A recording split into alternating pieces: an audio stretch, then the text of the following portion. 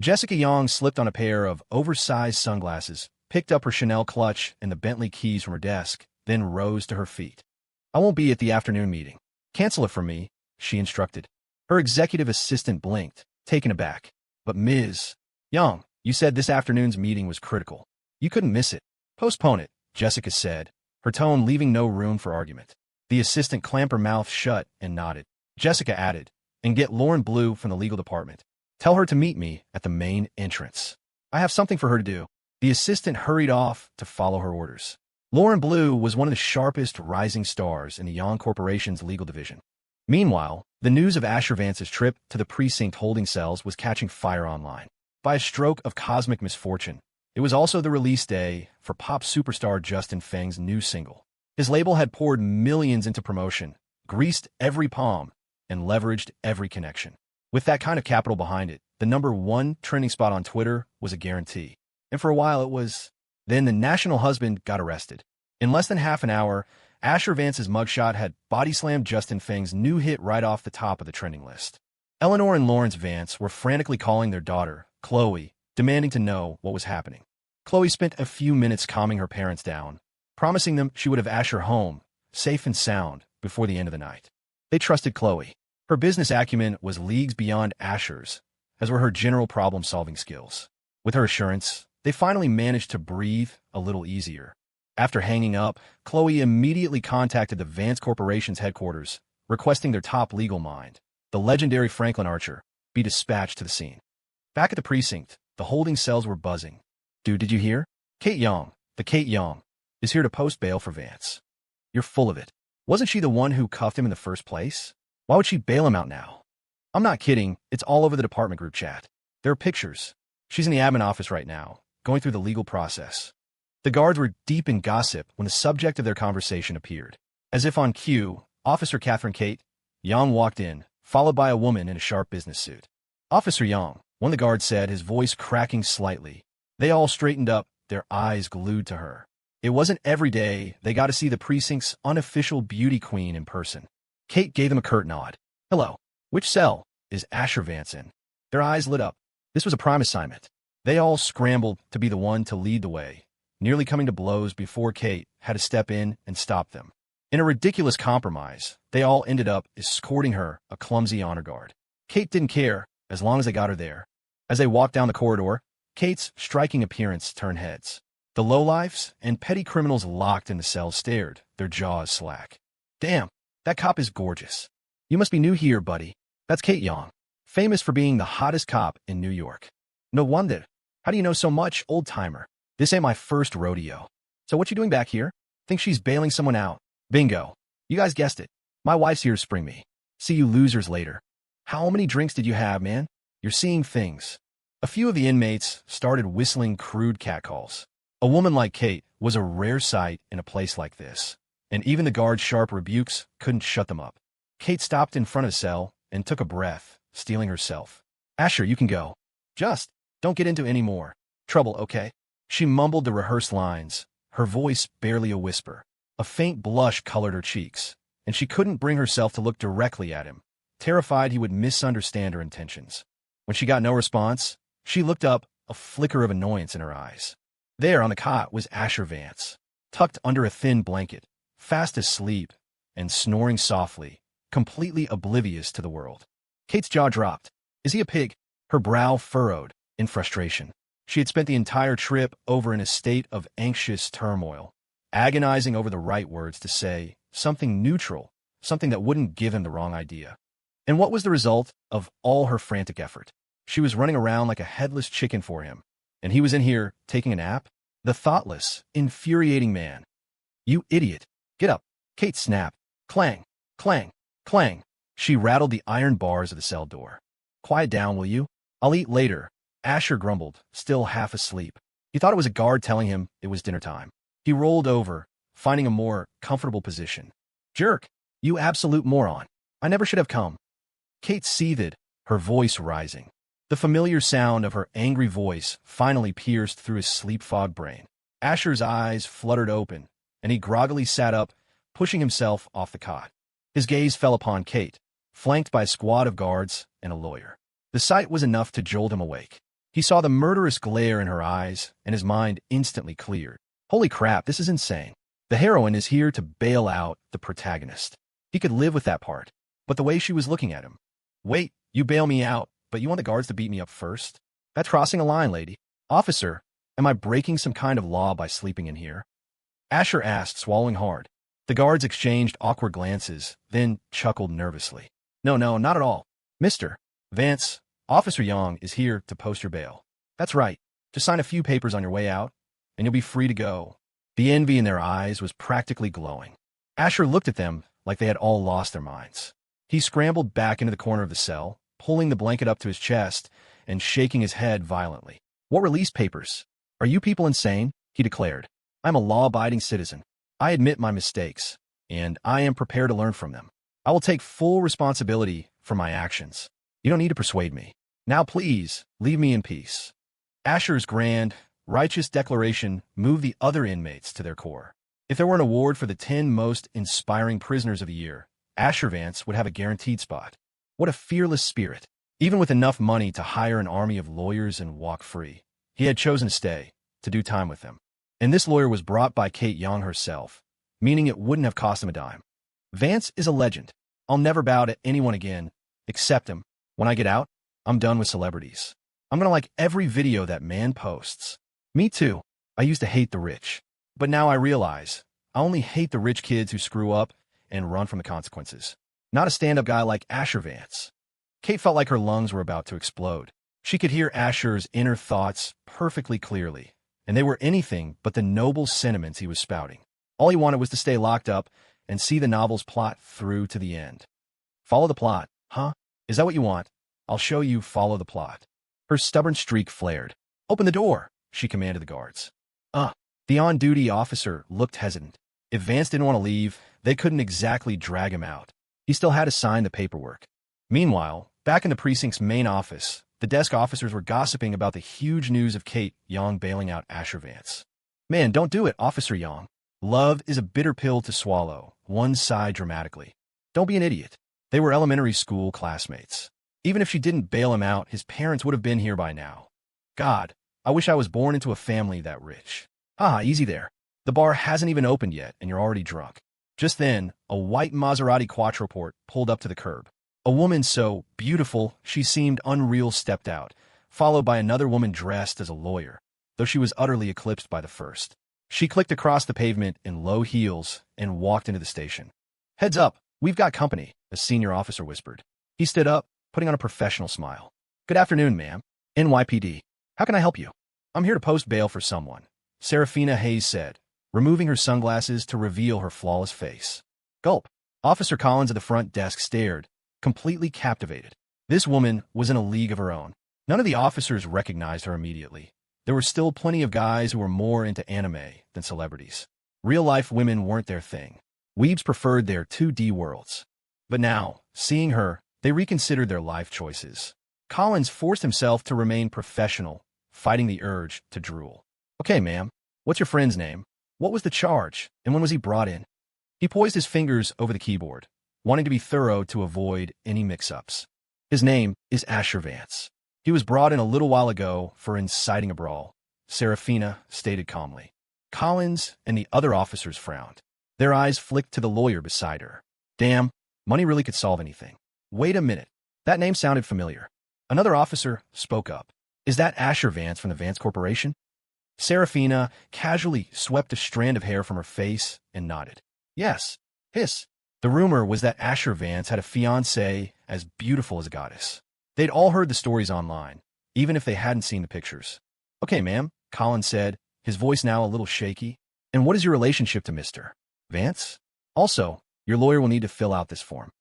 We're friends, Serafina replied. And your name? Collins asked, going by the book. Serafina Hayes. The officers froze again. That name was definitely familiar. The heiress to the Hayes Corporation, the future head of the Hayes family. That's Serafina Hayes? Gulp. It all clicked into place. They might be weebs, but they weren't immune to high society gossip. What they couldn't understand was the story. Weren't the tabloids always saying Asher was desperately chasing Serafina, while she repeatedly shot him down, claiming they were a terrible match? This didn't look like a terrible match. The moment he was in trouble, She was at the police station ready to bail him out. This was major league drama. Click-clack, click-clack. The sound of more heels echoed from the entrance. Two more impossibly beautiful women walked in. In perfect unison, they both declared, "I'm here to post bail." The officers who had been processing Serafina's paperwork stared, completely bewildered. Normally, people arrested for this kind of thing serve their time. Even rich kids were usually left to cool off by their parents. This level of coddling would only make them more reckless. "Collins, get over here. I'm a little tied up," the first officer called out. Officer Collins walked over. "Ma'am, who are you here to bail out?" Once again, in perfect unison, they replied, "Asher Vance." Collins felt his brain short-circuit. What the hell is going on? Another one for Vance? How is this even possible? "Jessica, what is the meaning of this?" Scarlet Joe demanded, her eyes narrowing. A sense of alarm rose within her. Don't tell me Jessica Young can hear his thoughts too. Jessica was just as confused. Doesn't Scarlet hate Asher? Their engagement is a complete sham. Before Jessica could answer, both their gazes landed on Serafina, who had arrived just before them. In an instant, their brows furrowed in unison. Three women, one room, 1,000 unspoken thoughts. "I'm here to bail out Asher Vance." Just then, a massive Range Rover pulled up outside. A moment later, a deceptively sweet, feminine voice drifted into the station. The officers in the station were numb. Between Serafina's group and the girl who just arrived, they had enough for a full table of poker. Add their lawyers, and you could start a second game. 2 tables of poker, and every single person was here for Asher Vance. And every single woman who came for him was a top-tier knockout. The envy in the room was thick enough to cut with a knife. Weren't the rumors saying Asher had finally settled down and become a one-woman man? Jessica? Scarlet?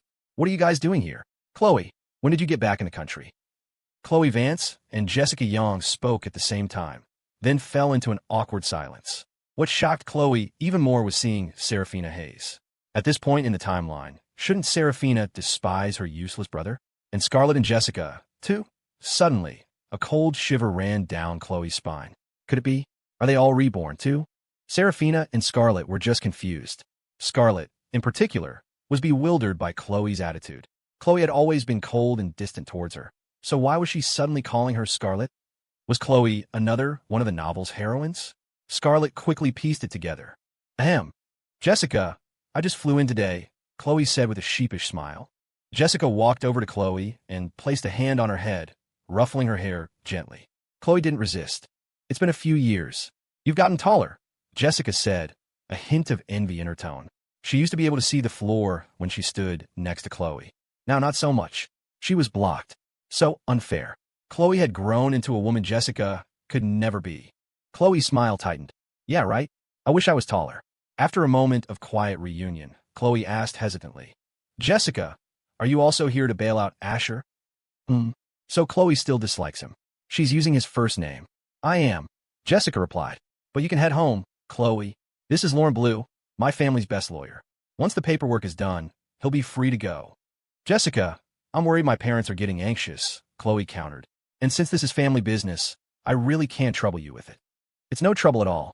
I was running errands nearby and just happened to be passing through. No, really I couldn't. It's my pleasure, honestly.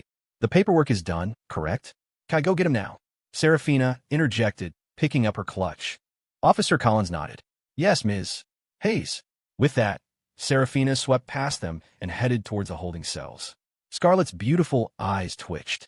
She quickly instructed her family's lawyer to expedite the process, then hurried after Serafina. Serafina Hayes, what do you think you're doing? Back in the main office, Jessica and Khloe were left staring at each other. Without another thought, they followed the others. Khloe's mind was spinning. Where did things go so wrong? She wasn't sure if the other women were reborn like her, but their sudden change in behavior was deeply unsettling. Her competitors were all max-level players. This was going to be a tough fight. Maybe I should just knock Asher out, stuff him in a suitcase, and flee the country. The sudden thought shocked her. A little too exciting. Better to wait and see how things played out first. Back in the cell block. Get out here. No, come on, you idiot. Forget it. You can kill me, but I'm not leaving. Kate and Asher were at a stalemate. The guards had opened the cell door for her, but Asher was true to his word. To be a good, law-abiding citizen, he was clinging to the bars with both hands, refusing to let Kate pull him out. Kate was fuming. Let me out? Not a chance. The damn Emperor of Heaven could show up, and it wouldn't do any good. Asher had made up his mind. He was much stronger than Kate, and no matter how hard she pulled, the door wouldn't budge. Her face was flushed, and she stood with her hands on her hips, panting slightly as she shot daggers at him. Asher, meanwhile, looked completely unconcerned. If he waited long enough, she'd get bored and leave, and he could go back to his peaceful nap. It was a perfect plan. The inmates in the other cells were getting louder, their cheers for Asher growing more raucous. They were blown away by his conviction. The noise even managed to wake Leo Flynn from his meditation. He opened his eyes to the sight of Kate Young and Asher Vance in what looked like a lover's quarrel. Isn't that the cop I was planning to go after? Leo was losing his mind. Why did every beautiful woman he targeted seem to know Asher Vance? It made no sense. Go on, flirt all you want. As soon as I'm out of here, I'll find a way to get my revenge. A vicious glint appeared in Leo's eyes. Kate's preferential treatment of Asher had pushed him over the edge. Are you coming out or not? Kate demanded after catching her breath, her voice sharp. Asher shrugged, his grip on the bars unwavering. Nope. If you want me out, you'll have to come in and get me. That was the last straw for Kate. You three, are you just going to stand there? Help me. The guards and her lawyer froze. Sorry, Mr. Vance. Don't blame us for this. Asher's eyes widened. Whoa, hey, don't you guys start anything. The men surged forward, each grabbing a piece of the door and pulling with all their might. Asher dug his heels in and pulled back. Just when everyone expected him to give way, something incredible happened. These burly men were no match for Asher's strength. Asher himself was a little stunned, but he quickly realized what was happening.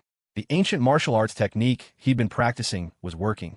Even though it was a defensive skill, the Iron Mantle had also boosted his raw power. Holy crap, I'm a beast, he thought with a surge of glee. Leo stared from his cell, dumbfounded. How could a worthless playboy have that kind of strength? Before he could process it, another sound echoed down the hall.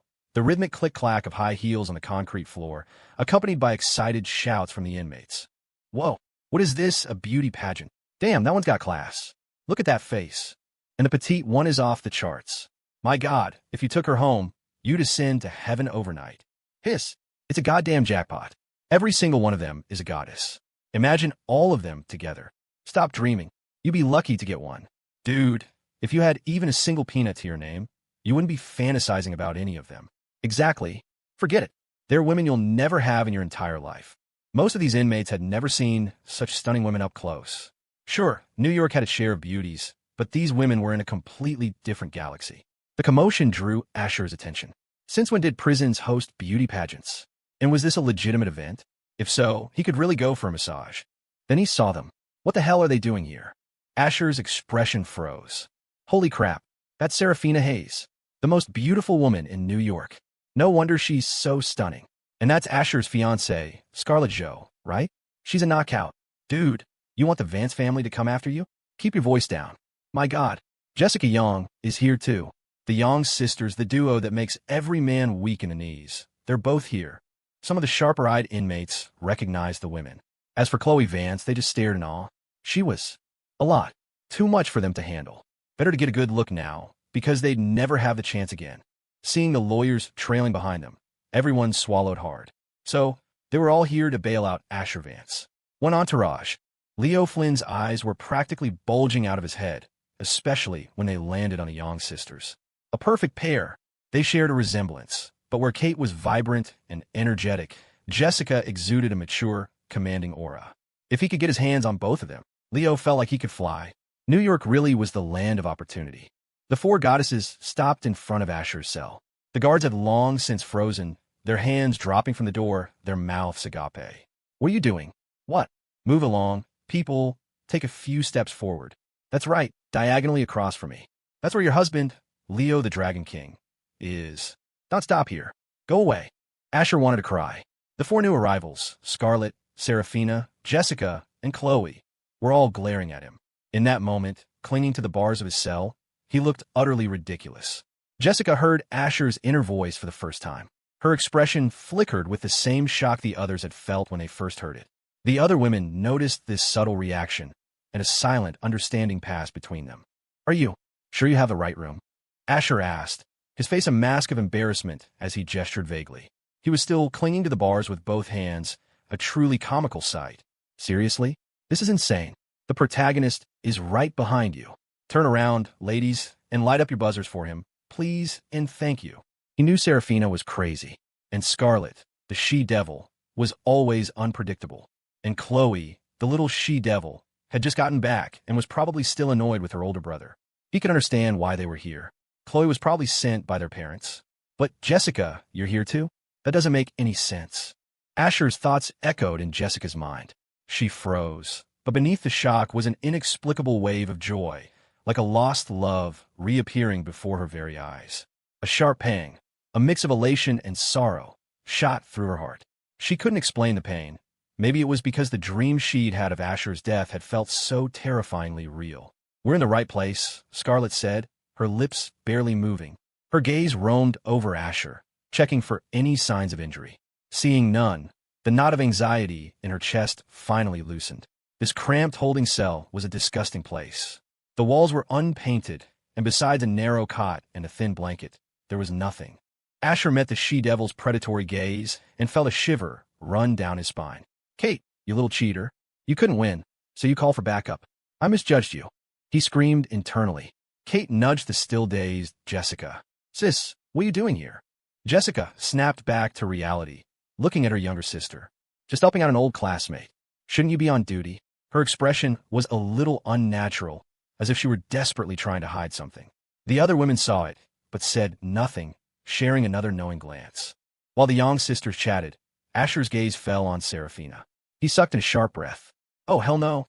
This stupid woman is here too. Your husband is standing right behind you. Why are you glaring at me? I'm begging you, all of you just go away. Stop bothering me. A vein throbbed in Serafina's temple.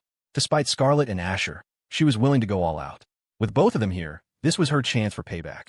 You want to follow the plot? I'll show you the plot. Serafina smiled, a breathtakingly beautiful and dangerously enigmatic expression. I went to all this trouble to bail you out. You don't seem very happy to see me. Happy? Was he happy or was he not happy? Asher wanted to commit murder. With the other women, he could remain indifferent. His designated role as a simp only applied to Serafina. He was supposed to be completely at her beck and call.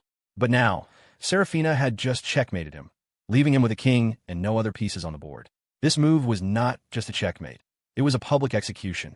I'm so happy, I love it. I'm so happy, Asher said, forcing the words out. The women heard his true thoughts, clear as day. Kate looked at her sister's shocked face and felt an overwhelming urge to laugh, like a hyena. She pinched her thigh hard to keep it in, so my sister can hear Asher's thoughts too. Wait, does that mean my chances just got even slimmer? This is my own sister. She's more mature, more womanly than me. Kate's eyes widened in sudden realization. Scarlet and Khloe wore matching, subtle smirks. They loved watching this kind of public flogging. In their past life, the awakened Serafina had collaborated with them, and she had been a crucial part of the plan to kill Leo. But back then, watching the man she loved act like a simp for someone else, who wouldn't have been furious? Jessica's worldview was shattering. Didn't Asher love Serafina to death? So why was he calling her a stupid woman in his head? Was something wrong here? Across the hall, Leo's lungs were about to burst from rage. You could count the number of famous, top-tier beauties in New York on one hand. Why were they all swarming around Asher Vance? Was it just because he was rich? Leo thought his dragon's den was just as impressive. In terms of overall power, it was on par with the Vance family, maybe even stronger. It was just that the States was the Vance's home turf. Suddenly, a realization dawned in Leo's eyes. He got it. He understood. The only reason these goddesses were gathered around Asher was because of the Vance family's immense wealth. Right now, he was just a security guard. If he revealed his true identity as the head of the Dragon's Den, their opinion of him would surely change. His goals in coming back to the States were to get revenge and pick up girls. And he loved the process of playing the underdog, of being underestimated. It was a thrill. They said American women were reserved and loyal. What a load of crap. They followed whoever had money and kicked the poor to the curb. Now that he understood their nature, things would be much easier. But as for the Vance family's assets, Leo had no intention of letting those go. Asher had provoked him time and time again. There was a saying, when the Dragon King wants you dead by midnight, you won't live to see the dawn. Asher Vance had to die. Serafina's hands clenched into fists at her sides. Her smile was fixed, but her voice was pure ice. If you're so happy, why don't you come out? Asher wanted to weep. This woman was certifiably insane. Go save your hero, Leo Flynn. I'm so overjoyed that my hands have cramped up around these bars. It'll probably take an hour for them to loosen up. Serafina, why don't you all go on ahead? I'll be out in a little while. He proceeded to curse her out again in his head. Jessica couldn't hold it in any longer. A snort of laughter escaped her lips. Her face flushed red. Holding it back was torture. The other women glanced at her. Jessica cleared her throat, pretending to cough, desperately trying to regain her composure, but the smile wouldn't leave her face. She assumed the others couldn't hear Asher's thoughts. After all, laughing for no reason would make anyone look crazy. Khloe paused. It seemed she could now confirm it. All these women were like her. They could hear Asher's thoughts. Jessica's sudden laugh, the barely there vein in Seraphina's temple, and the deep, knowing amusement in Scarlet's eyes. But were they reborn? Moonlight shines on the big bed, Khloe said suddenly. She was tense, her eyes darting between the women's faces, searching for any flicker of recognition. It was a code phrase, one they had created during the final hunt for Leo Flynn to avoid tipping him off. Those few words carried a heavy weight of blood, tears, and painful memories. The women's faces remained blank. What the hell? What moonlight? Asher muttered, completely lost. Khloe let out a quiet breath of relief. Initial assessment complete. She was the only one who was reborn. As for Asher's inner comment about her being a moron, she couldn't let that slide. Her expression turned icy, but she plastered on a sweet smile as she walked up to the cell, until only the bars separated them. You're really not going to come home? The goddess you love personally invited you out. A cold sweat broke out on Asher's brow. He didn't know what had gotten into Khloe, but she had him cornered. Was he the type to back down so easily? He stuck to his guns. My hand is just cramping. I can't move it. Oh, that's an easy fix. Asher was confused. Khloe was definitely weaker than him. He was sure of that. As he wondered what she was up to, he found out. Holy crap. Khloe lifted her leg and kicked, hard, at his fingers where they were wrapped around the bars. She put every ounce of her strength into it. Asher, with lightning-fast reflexes, snatched his hands back. Clang! A loud metallic ring echoed through the hall. Khloe's kick was powerful. A visible dent now marked the spot where Asher's hand had been. Steel had actually buckled. Asher might be durable, but he wasn't a masochist. And getting beaten up by his little sister in front of all these people? Unacceptable. Where's the cramp? Looks fine to me, the little she-devil said, shooting him a dismissive glance. The cell door swung open from the force of her kick. The onlookers were stunned, especially those who didn't know Khloe.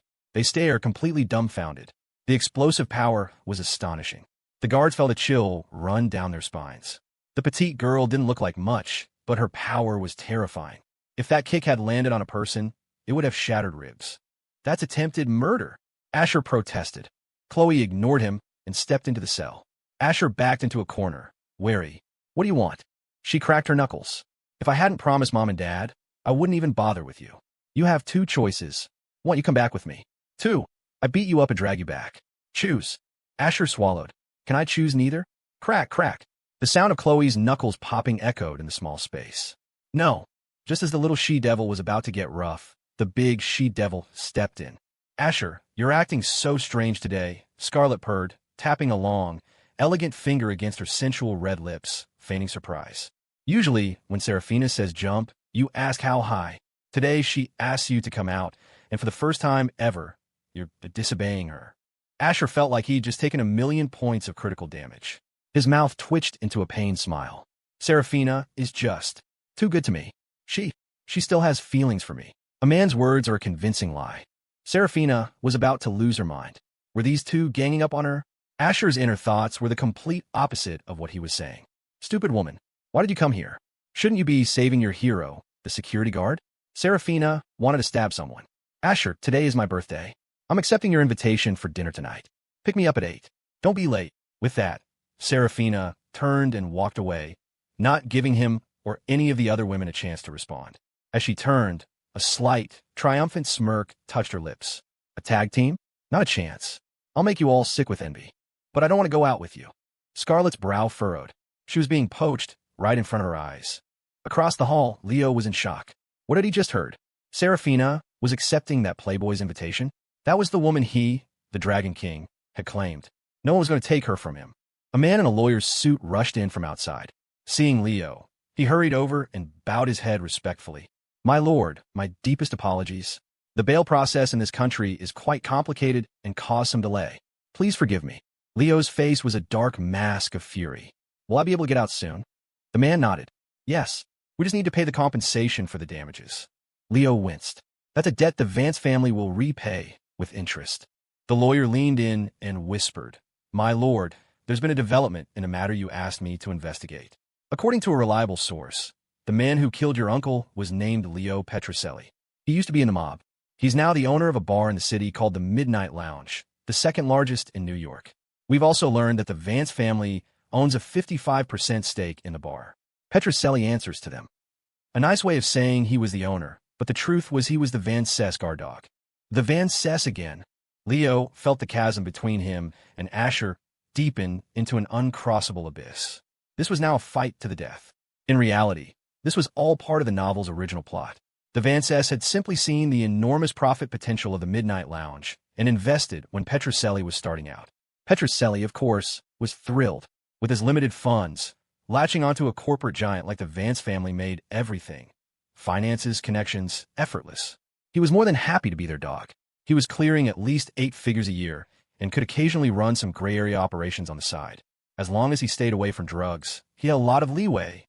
Her own sister-in-law was about to beat up her fiancé. Scarlet couldn't have that. "Asher, don't you love Serafina?" she cooed, her words cutting off any escape route he might have had. "Why do you look so unhappy that she's invited you to dinner?" Asher had never felt so utterly speechless in his life. He surrendered, stepping out of the cell with a ridiculously ecstatic expression plastered on his face, as if the mere thought of dinner with Serafina had sent him into a state of pure bliss. The women shared a silent, knowing look. Khloe turned to the guards. "Send the bill for the door to the Vance Corporation." The guards were flabbergasted. "Holy crap, we can get reimbursed." Khloe motioned to Franklin Archer, who stepped forward and handed the lead guard his business card. "Calculate the damages and call me at this number." The guard took the card and glanced at the name printed on it. He froze. Franklin Archer? The Vance trump card. The legal world's boogeyman. It was said that if you could get Archer on your case, you already had a 95% chance of winning. But he didn't take just any case. He had to personally vet his client's character. If it didn't meet his standards, no amount of money could persuade him. Conversely, if he believed in a client who was broke, he'd work for free. As they passed Leo Flynn's cell, Leo's eyes burned with a murderous intensity, as if he wanted to tear through the bars and kill Asher on the spot. "What are you glaring at, you idiot? The stupid woman invited me. It's not like I asked her. Damn it." Asher deliberately paused in front of Leo's cell, laughed loudly, and rubbed his hands together with a smug, obnoxious grin. "You heard her, Leo. Serafina invited me to dinner tonight. I wonder what her alcohol tolerance is like. If it's not too good, then Your lawyer is right there, isn't he? Hurry up and get that moron to bail you out, then crash our dinner midway through. That way I can slip away and finally get that massage." "You dare!"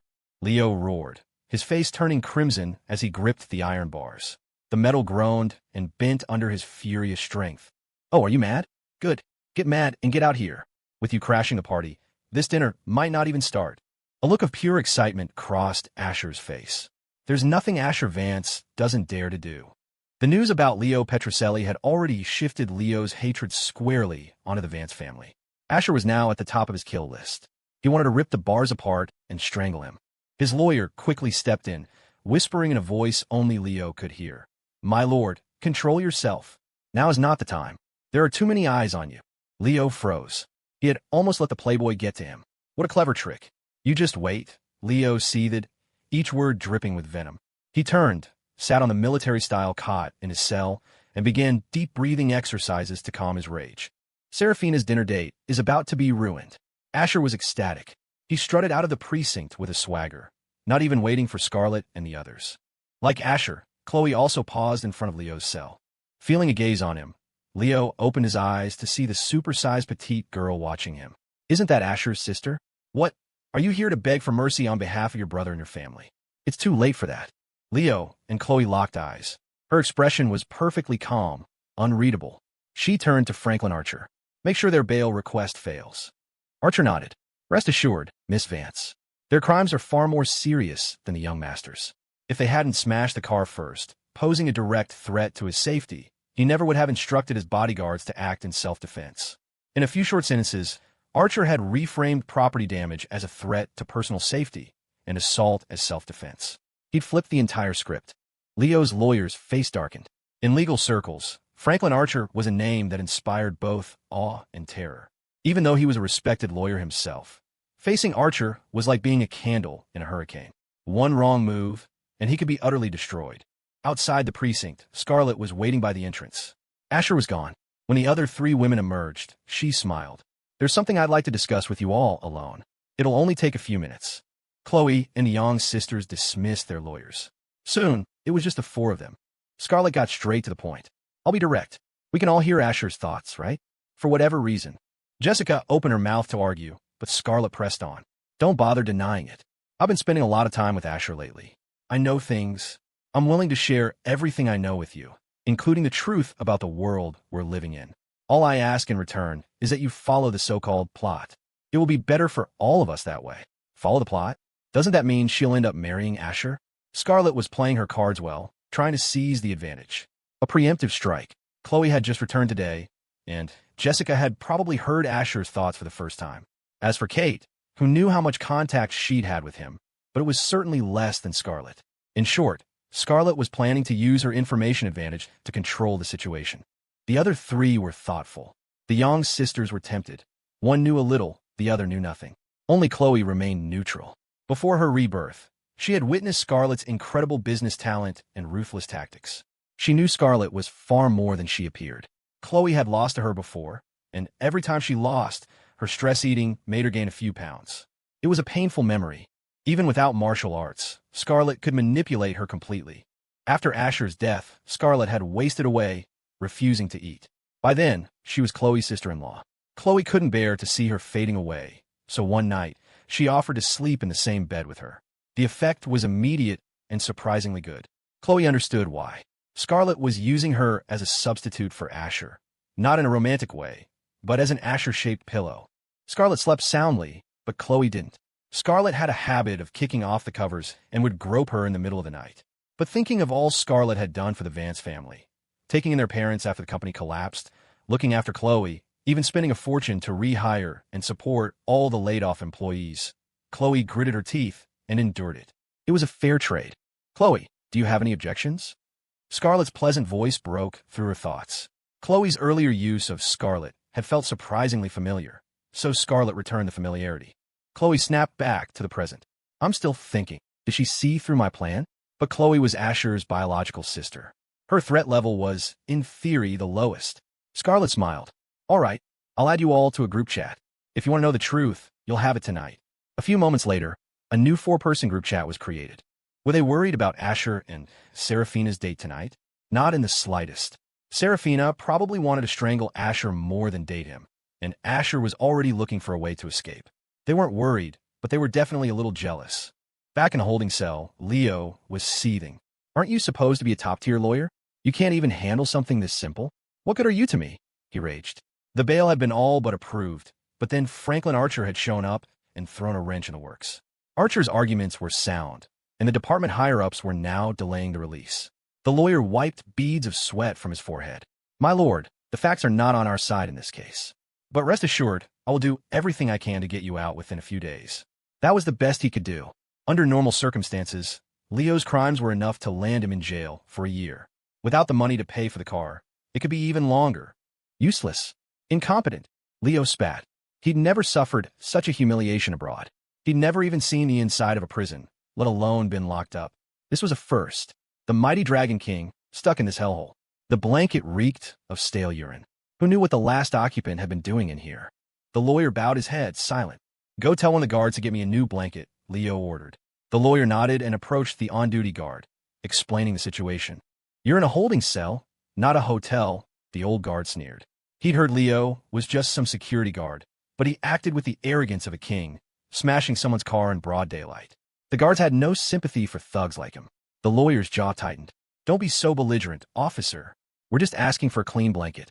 This one is unsanitary. Is that such an unreasonable request? You're a lawyer, right? The guard shot back. Go ahead, look through your law books, and find me the rule that says we have to cater to a prisoner's every demand. I hate you goddamn lawyers more than anything. Twisting black into white and white into black. He can use the blanket or he can freeze. Now get lost. The lawyer returned, defeated. Leo had seen the whole exchange. This was the States, not some corrupt country where you could bribe your way out of anything. Damn it all. Not only was he stuck here for days, but he couldn't even get a clean blanket. The indignity of it all washed over him, and his hatred for Asher Vance boiled over. In the parking lot, Asher had been waiting by a massive Range Rover for 10 minutes. No one had come out. He pulled out his phone to call an Uber. Why are all the heroines gathering in one place? He muttered to himself. This is nuts. It's like a mouse being a bridesmaid for a cat. If I can't follow the normal plot, I'll just go off script. I've done the jail time, so the damn system will probably give me a passing grade. I can live with a low score. Man, I really don't get what that stupid woman is thinking. Who is this date even for? Click-clack, click-clack. Footsteps approached. Mumbling to yourself again, Asher turned to see Khloe walking towards him, followed by Scarlet and Jessica. Kate had to stay behind at the precinct to handle some work. The women had made a pact. They wouldn't reveal the fact they could hear his thoughts to anyone else. Not that they could explain it, even if they wanted to. As for how to share Asher, that was a matter for future discussion. It's nothing, Asher said. Like I'd ever tell you what I'm really thinking. Dream on. Scarlet fought back a smile, pressing her lips together to keep from laughing. Need a ride? I can give you a lift.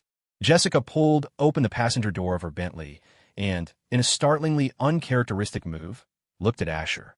Or you can ride with me. I don't mind driving you. Khloe offered an apologetic smile. Jessica, Scarlet, I'm so sorry, but when I left, my parents told me to bring him home as soon as possible. They'll worry if they don't see him. A sly curve appeared on Scarlet's lips as she clasped her hands in front of her. Oh, that's no problem. If our parents are worried, I can skip buying presents on the way and take him straight home. Jessica and Khloe's eyes twitched. Khloe, you never change, sis-in-law. Heh, plot twist. Surprise. I'm not Asher's real sister. Your moral high ground means nothing this time around. Sorry, but it looks like your wedding is off. Jessica, you and Asher are only engaged. You have no right to be so familiar with his parents. Now that I know what Asher truly thinks, I'm not letting him go for any reason. 3 women, 1 stage, a classic drama. Asher's head was starting to hurt. It reminded him of a viral TikTok he'd seen where a groomsman was driving to pick up the wedding party, chanting under his breath, "Cute bridesmaid, get in my car, get in my car, get in my car." Only now, the roles were reversed. Asher was the hot commodity, the beautiful bridesmaid. Ugh, screw this. I'm not getting in anyone's car. Is one of you waiting for a ride? A high-end sedan worth a couple $100,000 pulled up. The driver rolled down his window, thinking his car was pretty impressive, until he saw the 3 women's vehicles. He was stunned, not just by the cars, but by the women themselves. Holy Mother of God. The driver swore this was the peak of his existence. 3 breathtakingly beautiful women at once. The petite one was stacked, another was alluringly dangerous, and the third was the epitome of mature elegance. Marrying any one of them would be a dream come true. That's my ride, Asher declared. Finally, he started to get in, but felt a tug on the back of his shirt. Seriously? I can't even call an Uber. What the hell? He turned to see Khloe gripping his jacket. She might be small, but she was strong. Oh wait, maybe she wasn't that small after all. I promised Mom and Dad I'd bring you home safely, Khloe said flatly. Asher sighed. I'm not a kid. I know the way. It's different, she insisted. The Uber driver was confused. Dude, you have 3 luxury cars waiting for you, and you called me? Are you messing with me? So, if you're not taking the ride, the cancellation fee. The driver was just trying to make a living. This old drama was costing him time and money. Khloe said, just complete the trip on your end. We'll pay. You can go. You got it, boss. Thank you. He floored it and sped away. The drama of the rich and famous was none of his business. He was just a spectator. Hey, wait. I'm not in the car yet. Asher yelled, watching the sedan disappear down the street. He was stranded. Seriously? They paid him for a ride I didn't even take? I should give him a 1-star review. Asher fumed, but then relented. The guy was just a working stiff like him. They were both pawns in a bigger game. In the end, Asher got into Khloe's Range Rover. Get in the back. You're not sitting up front with me, Khloe said with a look of disgust.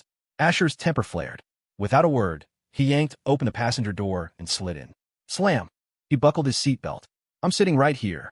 Asher's defiant thought landed squarely in Khloe's mind. She muttered under her breath, so quietly only she could hear, if you didn't sit here, I'd be the one with the headache. Hold on tight, dummy. We're going home. Vroom.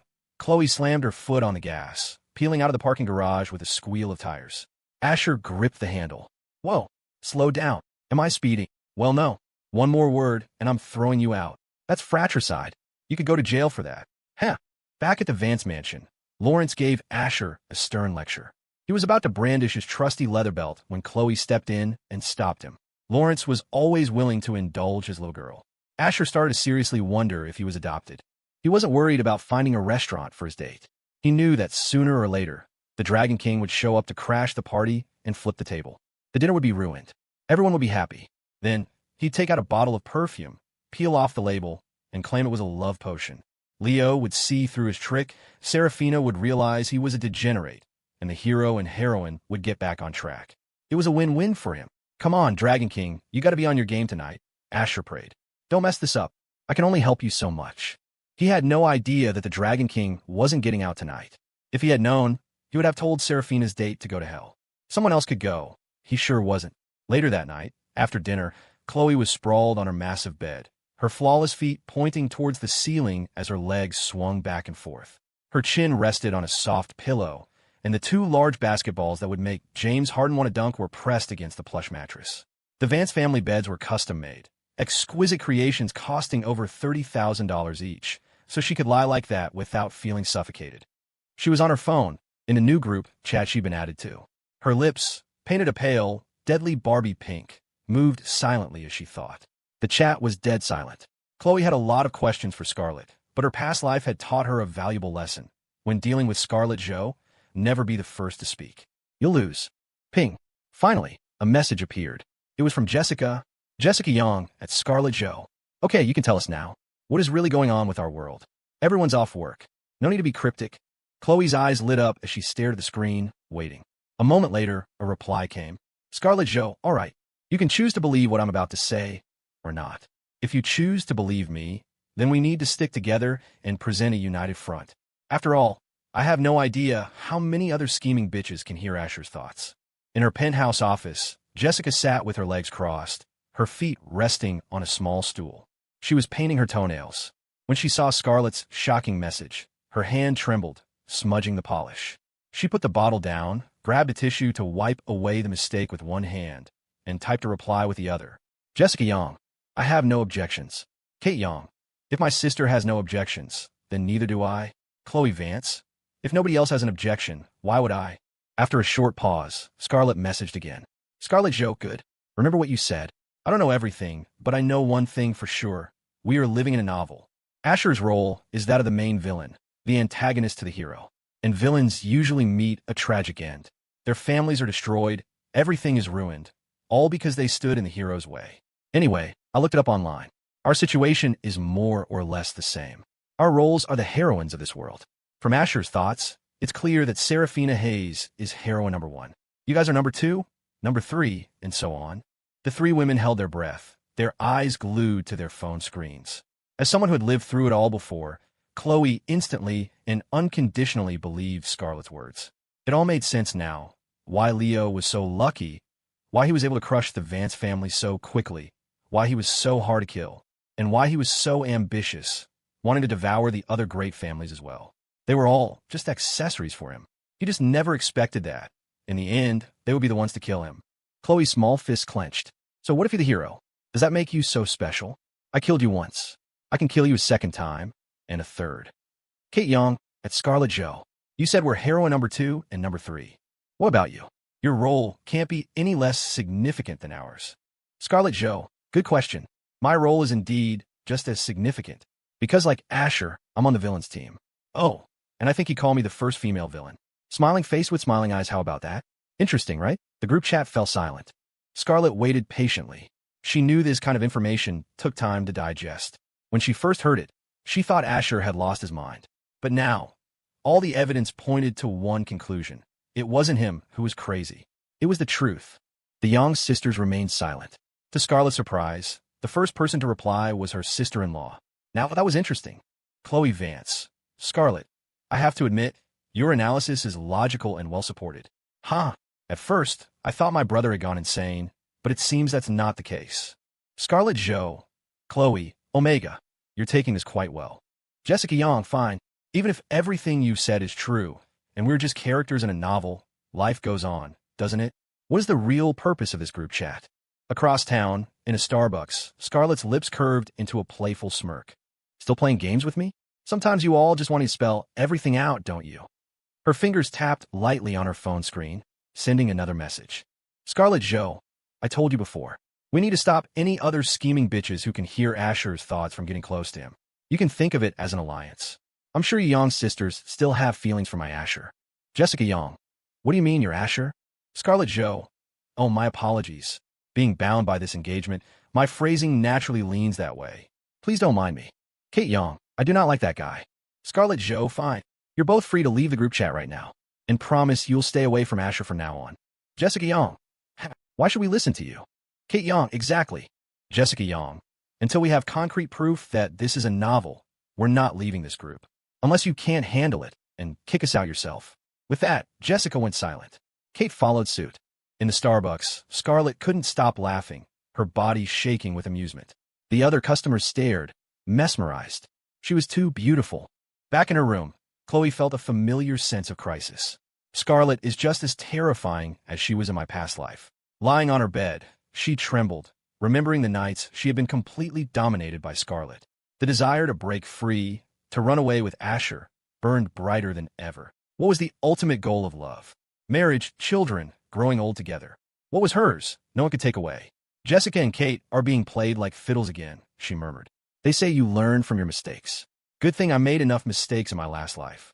Scarlet, it's not that I don't love you, but my brother is just too tempting. I can do things for him that you can't. Khloe's mind raced, searching for a way to break the deadlock. She was reborn. She knew which women would appear in Asher's life later on. But all of them combined weren't a match for Scarlet. Khloe realized her true rival wasn't some unknown heroine. It was the she-devil, Scarlet Joe. The only leverage she had was that Scarlet didn't yet know who these other women were. Once she found out, Khloe's advantage would be gone. No. Khloe decided she needed to form her own faction. Jessica and Kate were too close. They weren't an option. Serafina was the main heroine, and right now, Asher had to obey her every command. But it was obvious Serafina didn't actually like him. She was just using him to annoy Scarlet and Asher himself. A brilliant idea struck Khloe, and her eyes lit up. I found it. Scarlet, don't force my hand. I can't let you have my brother this time. If you get too close to winning, I'll just have to play both sides. Use Serafina to control Asher, and use Asher to control Scarlet. A game of 4D chess. Perfect. Meanwhile, across the city, inside a flashy red Ferrari 488, Asher sat, dressed in a sharp black suit that was tailored to his athletic build. His hair was slicked back with gel, a classic high-roller look. He was waiting outside the Hayes family mansion. That's right, Serafina was making him wait. Again, if it weren't for his duty to maintain his simp persona, he'd be long gone by now. God, women were so much trouble. Asher decided he was never falling in love. He just prayed the Dragon King would hurry up. Ideally, he'd storm in and flip the table before the appetizers even arrived. Leo was the book's hero, and according to the author's terrible tropes, the hero was blessed with super luck, always bumping into heroines and villains wherever he went. A self-assured smile spread across Asher's face. This is going to be a piece of cake. Tap, tap. Someone knocked on the passenger side window. Asher snapped out his thoughts and lowered it. Are you going to open the door for me? Can't you be a gentleman for once? Serafina's voice, though beautiful, was laced with ice. Of course, Serafina. Just a moment. Stupid woman, you don't have hands? Why are you obsessed with this Western etiquette crap? It's all for show. Asher smiled on the outside, but cursed her on the inside. He got out of the driver's seat and walked around to open her door. The moon was full tonight, and under its soft glow, Serafina was a vision in a black cocktail dress. The stark contrast with her porcelain skin was breathtaking. The V-neck line offered a hint of a fatal attraction, both elegant and beautiful, adding a touch of sensual intelligence to her cold beauty. She was naturally gorgeous, but this outfit elevated her to a whole new level. Her cheeks were faintly flushed, making her utterly captivating. It was clear she had dressed up for the occasion, complete with light makeup. Asher stared for a moment, thinking she really is the #1 heroine of this book. As she got closer, he could smell her perfume, a faint, pleasant scent. You're wearing makeup, Asher said, looking for something, anything, to say as he held the door. Serafina's hand instinctively tightened on her small clutch, her expression still cold. You don't like it? Why would a line like that come out of your mouth? Like it? Hell no. Always with the Ice Queen face, like my family owes you money. Oh wait, maybe that's the only expression you have. I get it. Resting bitch face. You call me out on a date and you bring a taser or pepper spray. Do you really think I'm some kind of predator? Where's the basic human trust? If you had any integrity, you just say it, Americans don't lie to Americans. Asher glanced at Serafina's clutch. Even without his past life memories, he could deduce it. This was a classic novel trope. The heroine meets the villain and brings a weapon. Basic stuff. They all had a victim complex. Asher smiled. I love it. At that moment, Serafina wanted to stab him. The man had read her mind completely, yet he still played his part, acting as if nothing was wrong. He was truly despicable. They ended up at a bustling street-side food truck in the middle of the city. A flashy red Ferrari 488 parked next to a humble food stall instantly drew a crowd. Damn, rich people, huh? Driving a Ferrari to eat street food. Dude, the car's probably rented. Huh, rented? Look at the paint job on that thing. You think you can rent that? Whoa, the passenger seat of a sports car never disappoints. My God, if I had a girlfriend that beautiful, I would never take her to a food truck. Serafina had put a lot of effort into her appearance. It was her birthday, after all. She definitely hadn't dressed up just to see Asher. She had emphasized this point several times in the car, to the point where Asher's ears were ringing. As for why they were eating here, Asher had asked for her opinion. She was the one who said, whatever. Serafina, this is a dinner with special significance. I'm sure it's a first for you, Asher said with a wide grin, looking at the slightly frowning Serafina. Special significance equals saving money. You're lucky you're getting fed at all. You're the one who said, whatever. This isn't my fault. Ha. This stupid woman would never eat street food. She thinks any food not handled with gloves is dirty. Born with a silver spoon in her mouth, a spoiled little princess. Standard operating procedure. Come on, give me the stink eye. Say the line. I go on a date with you, and you bring me here? What do you take me for? Come on, baby. Then you can storm off in a huff, and I can eat my fried chicken. Man, it's been a while. I wonder if it still tastes the same. Yes, it certainly is a first, Serafina said with a sigh. To Asher's astonishment, she got out of the car. Wait, that's not right. What kind of line is that? Where's your CEO dignity? Aren't you getting out? Serafina's voice drifted back to him. Coming, Asher replied. She's probably just waiting for the hero to show up and save her. Whatever. Might as well get this over with. Hopefully I can piss her off enough midway through the meal that she leaves. Their arrival quickly drew attention. A handsome man and a beautiful woman, clearly of high status, dressed to the nines. It was impossible not to stare. The sharper-eyed people in the crowd recognized them, and a murmur quickly grew into a roar. No way. Serafina Hayes actually agreed to go out with Asher Vance? This is huge. This is the gossip of the year. Dude, what are you waiting for? Post it online before someone else steals the scoop. Oh, right. Thanks for the reminder. But why are you telling me? Because if I'm the only one who posts it, I'll get sued by both the Hayes and Vance families. If a bunch of people post, they can't come after all of us. And if they do, at least I won't be alone. She really is the most beautiful woman in New York. That face is unreal. And those legs. I could look at them for a year. No, a lifetime. She's 100 times more beautiful in person. That's not a camera trick. Most of the people here were ordinary folks. They usually only saw famous entrepreneurs and celebrities on TV or online. Seeing them in person was a once-in-a-lifetime event for most. Asher stole a glance at Serafina. A lot of people were recording them, taking pictures to post on their social media. He knew that in a few minutes, they'd be on the front page of every gossip site. Asher was used to trending for trivial things.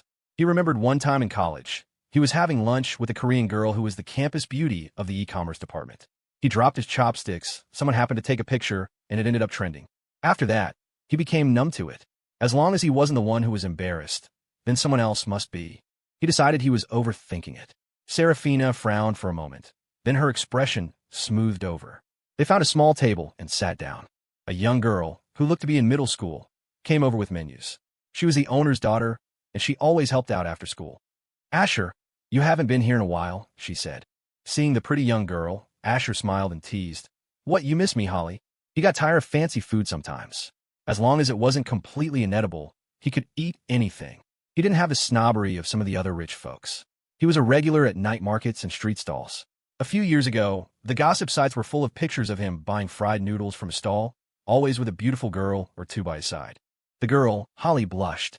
She was at that age where crushes were all-consuming, and she was no match for a seasoned veteran like Asher. Plus, with the way he was dressed today, he was devastatingly handsome. Holly stared, mesmerized, until she saw Serafina sitting across from him. Her spirits fell. Serafina glared at Asher, her voice cold. Asher jumped. He'd forgotten that Serafina, the third wheel, was even there. He needed to get back to business and order. Ollie, the usual. 2 big fried chicken legs. And Asher listed off everything he wanted. Holly shyly wrote it all down. He ordered happily, picking out all his favorites. He had completely forgotten about Serafina, leaving her on the sidelines. Serafina tapped her finger lightly on the table. The sound brought Asher back to reality. He belatedly asked for her order. She just told him to order for her. Asher had never felt so exasperated in his life. Couldn't you just have said you wanted the same thing? Dating is the worst. Weird. When did Holly's dad install an air conditioner? It's freezing all of a sudden. A few minutes later, their order arrived, a fragrant and tempting spread. The rich scent of the broth wafted through the air.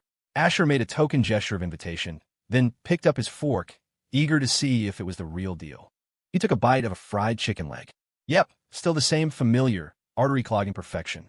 Whether Serafina was just putting on an act or actually planned to eat was none of his business. To his surprise, she actually did start eating. She carefully scooped a spoonful of the spicy broth and brought it to her lips, taking a delicate sip. An entirely new flavor exploded in her mouth. Numbingly spicy, intensely savory. It was delicious. Asher shot her a surprised look. The table-flipping showdown he'd been mentally preparing for hadn't materialized. Well, whatever. A bowl of spicy noodles and a few chicken legs wouldn't break the bank. He'd just consider it charity. Feeding a stray. Uff, the broth Serafina hadn't swallowed, yet sprayed out of her mouth, splattering across the food on the table. Asher's portion wasn't spared. What the hell? Is this dumb woman insane? How you choke on noodles? Nobody's trying to steal them from you. Serafina, are you okay? Asher asked, his voice laced with concern. Okay. She was not okay. Things were serious. She could see right through him. His words were full of care, but his actions were non-existent.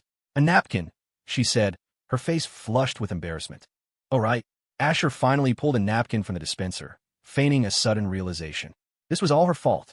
His perfect fried chicken had been defiled. Once the cleanup was done, Serafina noticed Asher hadn't touched his food. In fact, he was subtly pushing his tray away from hers. A bold idea sparked in her mind. I'm sorry, I lost my composure just now, she said sweetly. Let's keep eating. Then her tone sharpened. Wait, Asher, why are you moving your food away? 1 minute you're telling me you love me. The next you're disgusted by my spit. Now, it was Asher's turn to be embarrassed. The woman might be a moron, but in certain situations, she was dangerously sharp. He mentally cursed her entire family tree for the 100th time. No, of course not, he said, his smile looking more like a grimace. I couldn't be happier. Oh, then eat, Serafina said, lowering her head to hide the triumphant, burning blush on her cheeks. She pretended to be casual, but inside, she was savoring the victory. This little maneuver was a small bit of payback, and it made her feel a whole lot better. I wonder if eating this will make me as stupid as she is. Asher thought mournfully. God, I hope not. A video of Serafina and Asher's date quickly found its way online and started trending on Twitter. If they had chosen an expensive, 5-star restaurant, no one would have batted an eye. But this was different.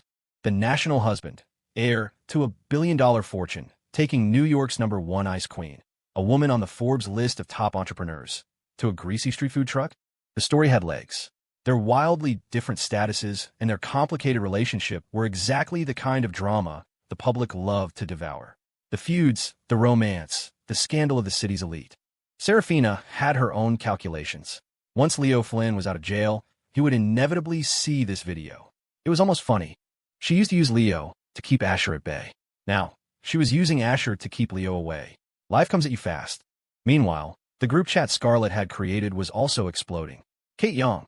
LMAO. Khloe, did you see this? I'm dying. Asher took Serafina to a food truck, and they're both dressed for a gala. Khloe Vance. Seeing my useless brother act one way, while thinking another gives me peace of mind. Scarlet Joe. At Khloe Vance.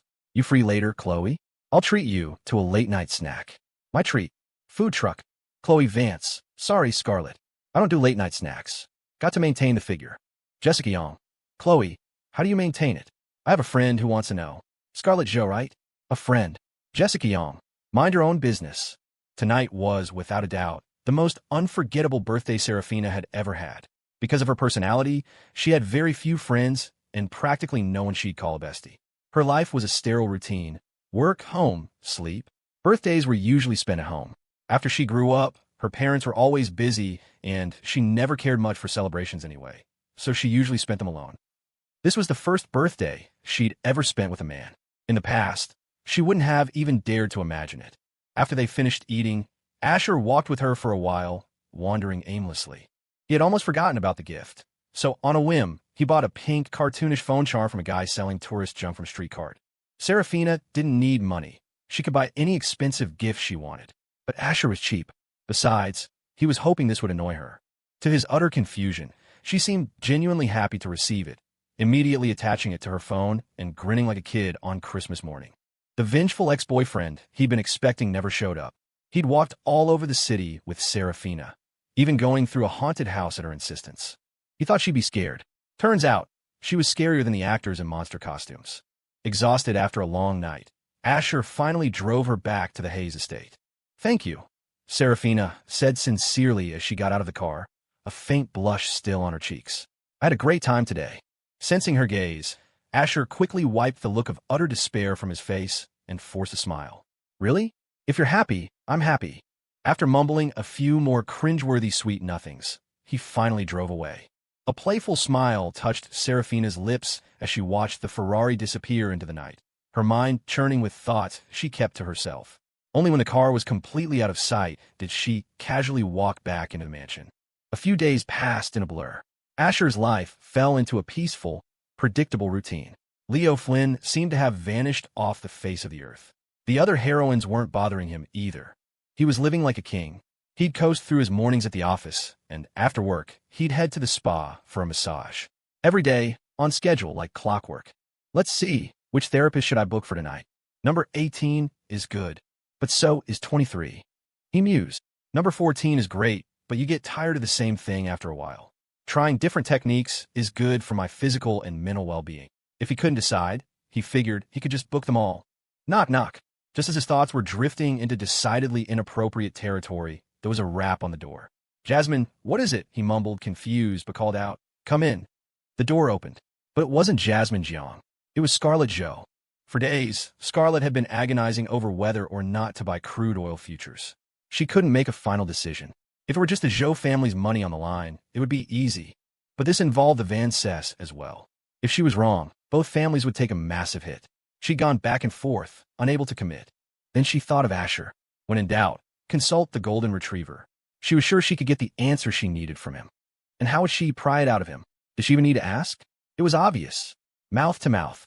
Seeing the demoness walk in, Asher's heart skipped a beat. "Please, don't mess with my peaceful, lazy existence." "Ahem. What are you doing here?"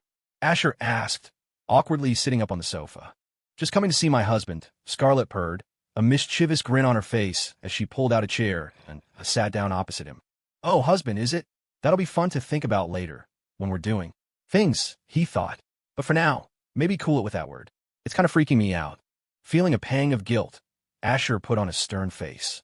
"Who's your husband? Don't talk nonsense. If you don't have anything important to say, you can leave. I'm a very busy man." Scarlet just smiled, letting him spin his ridiculous lies. After a moment of silence, Asher realized his powers were failing him. He was about to lose this round to the demoness. Defeated, he fell back on his only remaining option, a tactical retreat to the restroom. "Honestly, you're like a little kid. Say a few words to you, and you're already running away," Scarlet said, giving him a look that was pure, seductive condescension. She'd heard his entire inner monologue. The gist of it was, if you can't win, run. Preserve the last shred of your simp dignity. "Just say what you came to say," Asher grumbled, his eyes instinctively flicking down to her long legs. Today, she wasn't wearing stockings. It was the pure, unadulterated original. Her legs were so pale they were practically glowing. As if sensing his gaze, Scarlet, who had been sitting with one leg crossed over the other, slowly switched their positions, pausing deliberately mid-motion. A nosebleed almost erupted from Asher. A deep, crimson one. Damn it all. Being this handsome was a physical burden. He wasn't the type to take advantage of the situation, so he forced his eyes away, shifting his gaze elsewhere. Scarlet suppressed a laugh and finally got to the point. "You know about crude oil futures, right? There's a trend suggesting prices are about to rise, and I was thinking of buying some before the spike.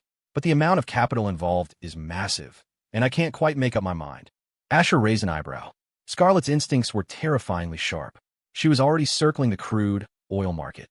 In the novel's plot, the oil spike was a natural market event, not a setup for the protagonist to look good. He remembered from his past life that oil futures did indeed rise for a short period. But soon after, 3 world-class, supergiant oil fields were discovered, each one breaking previous world records. And they were all incredibly easy to drill.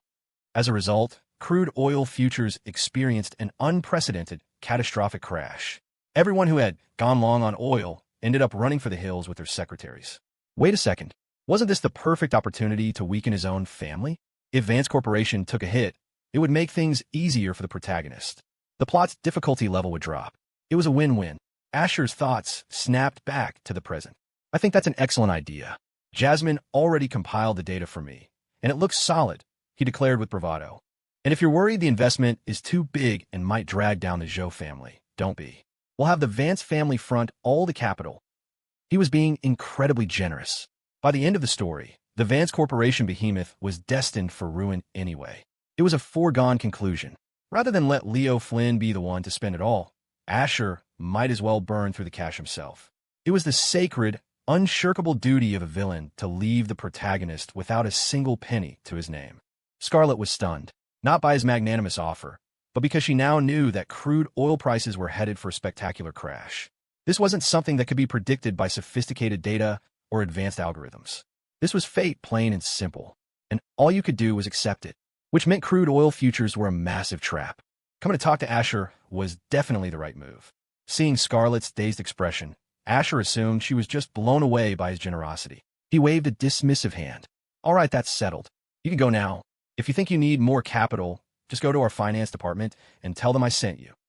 Damn, throwing money at the Demoness feels incredible. Now that she knew the futures were a trap, Scarlet's strategy shifted instantly. In the world of finance, you didn't just have to go long. You could also go short. A price drop was the perfect scenario for shorting the bonds. In just a few minutes, Scarlet had already formulated a new plan. She was definitely going to take his money. Not only that, but the Zhou family would follow suit. Sink or swim, they'd do it together. As for how low the price would drop, she'd have to subtly probe Asher's inner thoughts to find the answer. She understood now. If her little wolf wanted to be a lazy, complacent fool, then she would let him. In a way, they were cooperating. Scarlet completely ignored Asher's attempt to kick her out. Instead, she picked up a teacup from the table, rinsed it with water, and poured herself a glass. She took a small, delicate sip. Asher watched her, completely bewildered by her bizarre ritual. "Do you think," Scarlet began, toying with the cup in her hands, her gaze fixed on the water inside, "that there will ever come a day when the price of oil drops so low it's the same as a bottle of mineral water?" She said it so casually, it sounded like she was saying something. It also sounded like she was saying nothing at all. Thud! A folder on Asher's desk slipped and fell to the floor with a sharp crack. A cold sweat broke out on his forehead. "Demoness, is your family's intelligence network really that damn good? How the hell could you have possibly found out about this?" Looking like he just swallowed a lemon, Asher forced a laugh. "You're overthinking it. No matter how ridiculously low oil prices get, they'll never be as cheap as a bottle of water."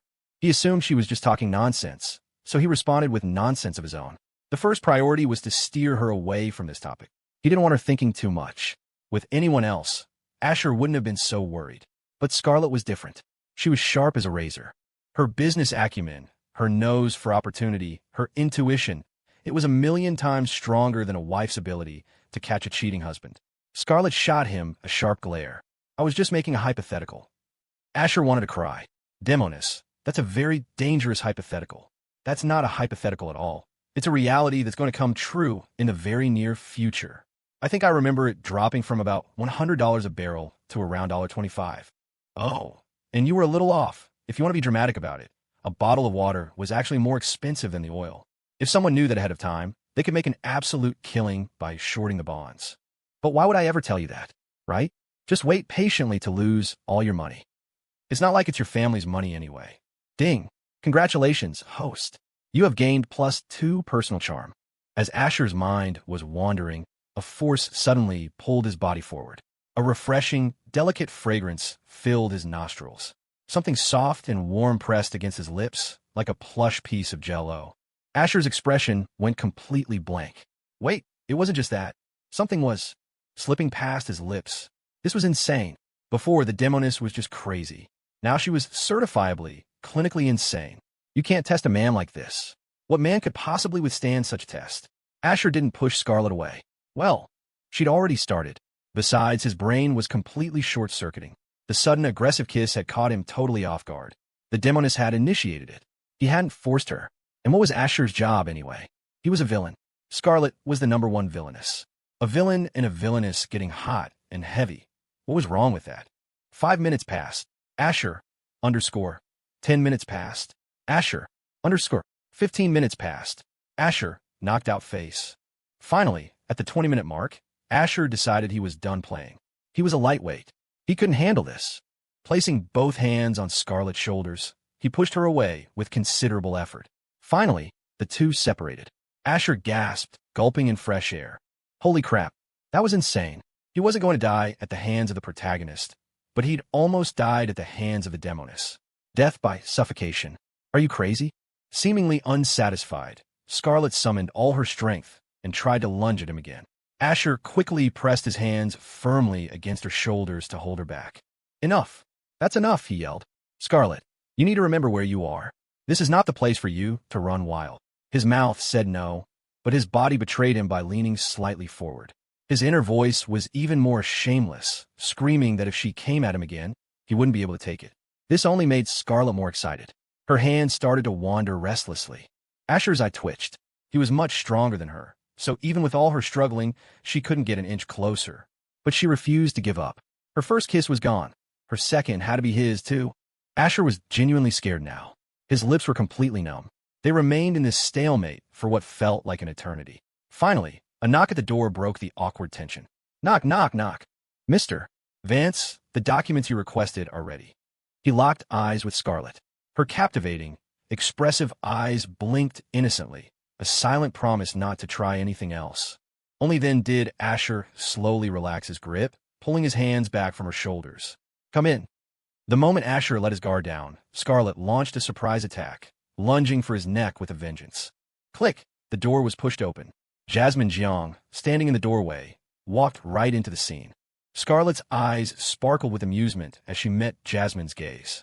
At the same time, she pressed her lips firmly against Asher's neck, leaving a distinct mark before finally pulling away. Jasmine's mouth fell open. She looked completely lost, as if she had just stumbled upon something she was never meant to see. Her brain froze, unable to process the situation. A moment later, it rebooted. I'm sorry, Mr. Vance. I didn't realize Ms. Zhou was here. I'll just go. Jasmine stammered, about to bolt. Come back, a voice called out. It wasn't Asher, it was Scarlet. Scarlet walked calmly to the doorway, a sly smile on her face. Jasmine looked like a kicked puppy, her eyes glistening with unshed tears. Ms. Zhou, I didn't see anything. Oh, Scarlet looked at her playfully. Not seeing anything isn't a good thing. I would have hoped you saw what you were supposed to see. With that, she turned and strode away, the click of her high heels echoing down the hall, leaving Jasmine and Asher alone. The poor girl was still frozen in the doorway. Come in, Asher said, his voice firm. Yes, sir. Jasmine's heart hammered against her ribs as she walked in with the files, closing the door behind her. Mr. Vance, the documents you wanted. Thank you. Asher took them and leaned back in his executive chair, trying desperately to maintain the air of a composed boss. But he looked like a wreck. His lips were swollen and red, and the mark on his neck was impossible to miss. Jasmine struggled to hold back a laugh, but the effort was painful. Sensing his secretary's distress, Asher's eyelid twitched. Jasmine, you're being cruel. If you want to laugh, just laugh. Ha ha. I'm so sorry, Mr. Vance, but you just look so funny right now. Jasmine giggled, her body shaking with laughter. Asher was baffled. Was it really that funny? While she laughed, Jasmine didn't forget to pull a small compact mirror from her purse, the one she used for makeup touch-ups, and hand it to him. Take a look, and you'll understand. Asher took it, confused, and glanced at his reflection. It was still the same devastatingly handsome him. Yeah, right? His lips were swollen like sausages and smeared with lipstick, and the hickey on his neck, the strawberry, was bright and glaringly obvious. This was not a good look. He, Asher Vance, was a villain with a reputation to uphold. He tried to wipe it off, but no matter how hard he scrubbed, it wouldn't come clean. This was awkward. Mr. Vance, Ms. Zhou was probably using a high-end international brand. That stuff doesn't come off easily, Jasmine said, suppressing another giggle. If you don't mind, I can help you. Asher looked so dazed and cute. If she weren't so intimidated by Scarlet, Jasmine would have been tempted to try a taste herself. Help me, Asher said, feigning composure. Jasmine's smile widened, and her heart beat even faster. Scarlet had just left, and now it was her turn to pick up the scraps. Did this count as picking up scraps? Of course, she chirped. She grabbed a wet wipe from the desk and gently pressed it against the mark on his neck. Asher shivered involuntarily. It wasn't because the wipe was cold. It was because when Jasmine leaned over, the view was explosive. What's wrong, Mr. Vance? Is the wipe too cold? Should I warm it up for you? Jasmine asked, noticing his reaction. Asher shook his head. No, it's fine. Continue. Jasmine nodded. She was a knockout herself, easily one of the 10 most beautiful women at Vance Corporation. All Asher could feel was his world swaying. After a long moment, the swaying finally stopped. His eyes could finally rest. Hallelujah. Mr. Vance, don't move. I still have to get the lipstick off your mouth. Jasmine's chiding voice brought him back to reality. Asher, still, being taken care of was always a good thing, right? He was finally starting to understand. In novels and in real life, every big boss needed a secretary who was both gorgeous and competent. Someone warm and considerate. Someone who could let him be a hands-off manager, but also be there to help him when he needed it. The benefits were, in a word, countless. Meanwhile, Scarlet returned to her own office, her heart pounding with excitement. A vibrant flush still colored her exquisite cheeks, making her look even more alluring. My little wolf's plan to short the market is exactly what I was thinking, she murmured to herself. Is this what they mean by great minds think alike? A sly smile spread across her face. You have your reasons for not doing it, but I don't. What you can't do, I'll do for you. Her eyes curved into crescent moons. She pulled out a pen and paper and quickly calculated the potential profits from shorting the oil bonds. By combining the capital of the Vance and Zhou families, she could leverage it tenfold. That meant for every $10 of principal, she'd have $100 of buying power. She checked the current price of crude oil, $100 a barrel. From Asher's inner thoughts, she knew it would plummet to $25 a barrel. That was a $75 profit on every single barrel. The more she bought, the better. And with tenfold leverage, that $75 profit became $750. Once the price crashed, she'd sell off all the bonds. A net profit of $750 per barrel. That was faster than robbing a bank. In this world, there were no margin calls. Making money was all about skill. Scarlet's chest heaved, her breathing growing ragged.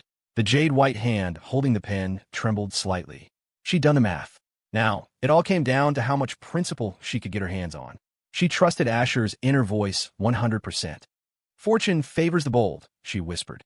Leo Flynn, what good is your dragon's den now? I'm going to make the Vance family the richest in the country. No, the richest in the world. Let's see you try to take them down then. Her face grew even more flushed.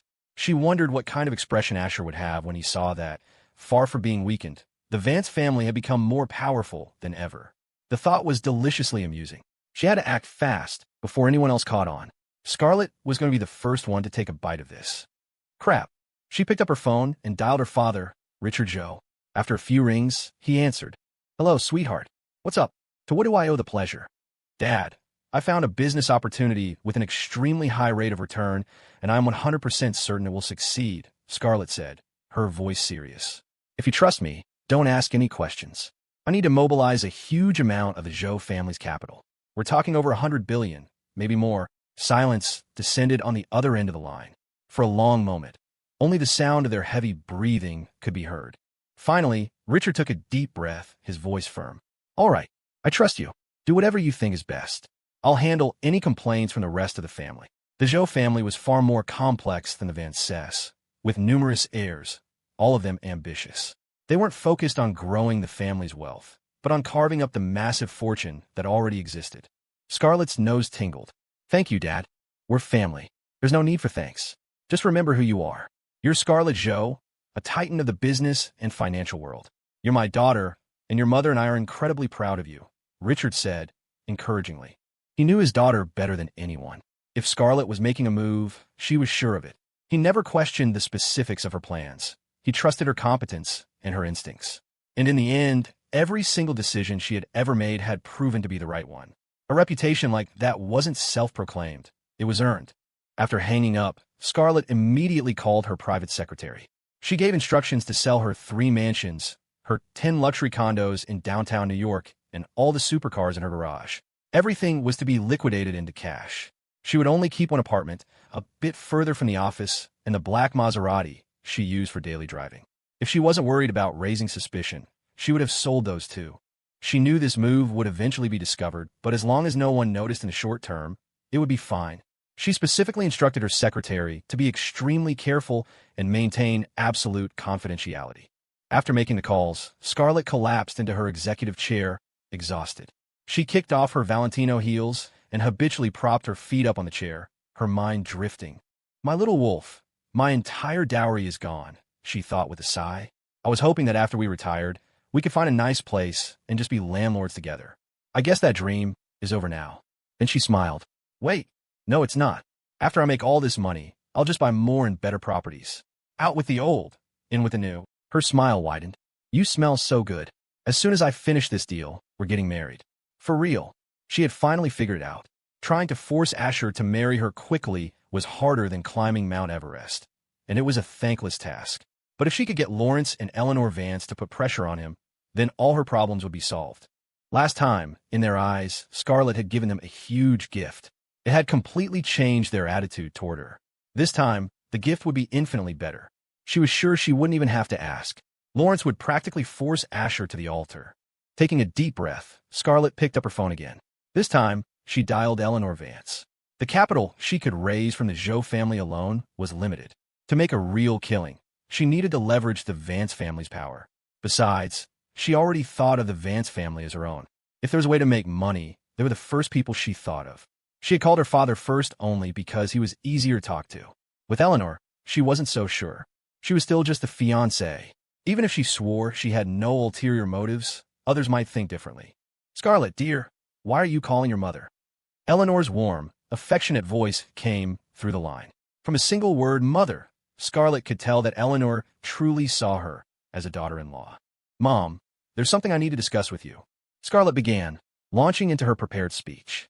She said she was optimistic about a certain business venture, but didn't go into specifics.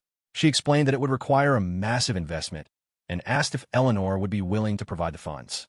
This wasn't just business. It was a test of trust between a mother-in-law and a daughter-in-law. It was a test of how much capital Eleanor was willing to risk for her. Eleanor was a formidable businesswoman, but she was also a devoted mother. Her judgment of people was impeccable. Since she had already decided that Scarlet was her future daughter-in-law, the matter was settled.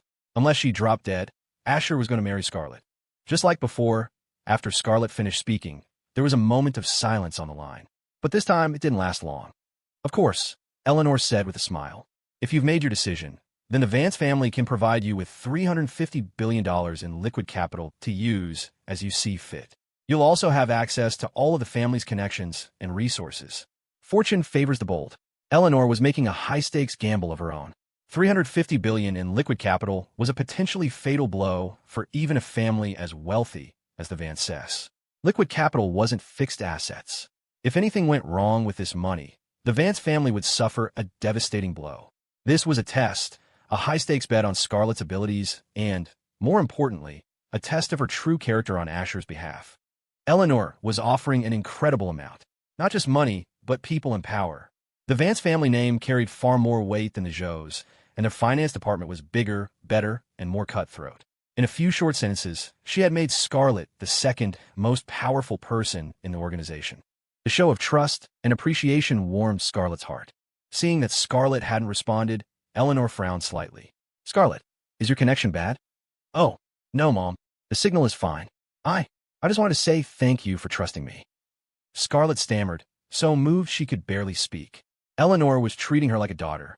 She, in turn, had to treat Eleanor and the Vance family like her own. Eleanor laughed. My dear child, there's no need to be so formal. They chatted for a few more minutes before hanging up. A short while later, Scarlet received a file. It contained the contact information and basic profiles of major players in every industry. It also granted her access to the Vance family's $350 billion in liquid capital. Eleanor wasn't making empty promises. Staring at the astronomical figure, Scarlet felt a little dazed. Eleanor had chosen to believe in her. Now, she would show her what she was truly capable of. She would not let her down. Meanwhile, in a holding cell somewhere in New York City. When you get out, try to be a better person. Stay out of trouble. Seriously, some people have more money than sense. Why not just buy your own multi-million-dollar car instead of smashing someone else's? Maybe you just wanted a thrill. The chatter of a few officers reached Leo Flynn's ears. He was holding a file folder, now dressed in the clothes he'd been wearing before he was brought in. His grip on the folder tightened unconsciously. He shot a glare at the officers, then strode out of the precinct. This was all thanks to Asher Vance. A vicious glint appeared in Leo's eyes. After I deal with Leo Petrocelli, Asher, your family's good days are numbered. Back in the heart of the city, Leo Flynn found an expensive restaurant. He was sick of the food they serve in the holding cells. That slop wasn't fit for human consumption. Other people might be able to stomach it, but he couldn't. After a satisfying meal, Leo finally took out his phone and dialed Cassie Lee. While he was locked up, he hadn't been idle. He knew who his enemy was, and he had already formulated a rough plan in his head. He would use every resource at his disposal. First, he would take out the attack dog the Vance family kept on a leash. Cassie was a crucial part of his plan. She could give him a heads up on the Vance family's moves, allowing him to counter them effectively. The phone rang for a long time before going to voicemail. Sorry, the person you're calling is unavailable. Leo frowned and dialed again, refusing to give up. This time, someone answered. Hello. Cassie's voice came through, sounding slightly impatient. It was accompanied by some faint, strange noises. They were quiet, but Leo's enhanced hearing picked them up. He was puzzled as to what could be making those sounds. But right now, his main concern was whether Cassie had managed to obtain any important business intelligence on the Vance family. Seraph, you've been inside Vance Corporation for a few days now. What's the status of your work? Leo asked, his tone that of a superior officer. Cassie replied, Dragon King, there's a saying here, you have to eat your food one bite at a time. You can't rush things. I'm maybe in Vance Corporation, but I haven't climbed high enough in the ranks to access any core information. Everything takes time. Pestering me won't help. Leo raised an eyebrow, subconsciously ignoring the slightly breathless quality of her voice. He'd given her time before. He'd given her more time now. She should have something to show for it. Even if she hadn't reached the core, she should have picked up something else. Like what the Vance family's next move was. Any big projects, any small acquisitions. Anything counted. Leo didn't believe for a second that Cassie had been doing nothing but twiddling her thumbs. Fine. Give me a realistic number. How long will it take for you to get to a senior position? I'll provide you with full support from my end. After a moment's pause, Cassie said, 5 years. Leo was stunned. 5 years. The trail would be ice cold by then. In his plan, taking down the Vance family would take a few months at the fastest, a year at the slowest. It wouldn't take more than 2 years. Giving Cassie 5 years to be a mole? He'd have flattened the Vance family long before that. Are you joking? Cassie replied, Dragon King, you have to understand, the Vance family is deeply entrenched. They're not as simple as they look on the surface. Plus, the laws here are strict.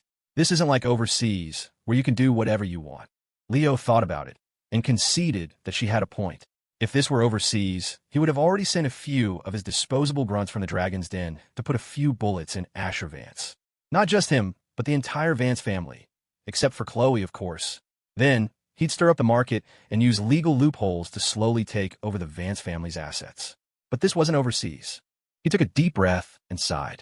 5 years is too long. 2 years, Cassie countered. Leo's eye twitched. 1 year. I'll give you 1 year, max. Cassie was silent for a few seconds. Leo started to feel a little uneasy. Was a single family really that hard to take down? The world-renowned super spy Seraph was on the case, and even she was struggling? Fine, Cassie said finally. 1 year it is. Leo breathed a sigh of relief. Suddenly, he heard a woman's cry from the other end of the line. It was a soft, breathy sound with a strange, indefinable quality to it. What was that sound? Nothing. A personal matter. Beep, beep, beep. The line went dead. Leo's face darkened. He knew exactly what that sound meant. He'd sent her to work, and she was out hooking up with women. It seems Seraph isn't reliable, he muttered. A fire ignited in his lower abdomen. He'd been cooped up for too long. The stimulus from Cassie's end of the call was all it took to set him off. He tried to control himself, to force the image of Cassie's explosive figure out of his mind, to stop thinking about what she was doing. He shifted his attention elsewhere. I'll send another angel. Slaughter Angel should be arriving in New York soon. She's more reliable than Seraph. My master had some dealings with the Thorn family. I should pay them a visit first. Continuing as a security guard wouldn't win him any more points with Seraphina Hayes. At that moment, Leo decided to start showing his hand bit by bit. Survival of the fittest. It was the law of the world, an undeniable truth. He was sure that no goddess would fall for a lowly security guard.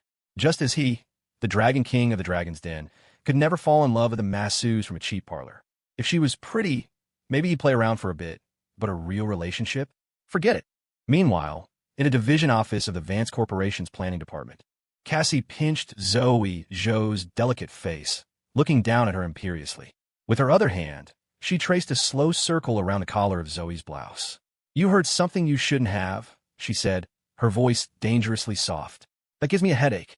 Zoe's eyes were wide with a mixture of terror and confusion. Cassie had hidden her true identity so well. She was a corporate spy. Zoe didn't know who Cassie had been talking to, but based on the conversation, it was clear she planned to betray the Vance family. "Let me go," Zoe said, her face flushed, her tone trying for firmness. "I can pretend I didn't hear anything. And the things between us, we could just call it even." The two of them were in a state of disarray, their clothes rumpled, pressed together in an intimate position. Cassie was thoroughly enjoying her new toy, and really, she had Asher to thank for it.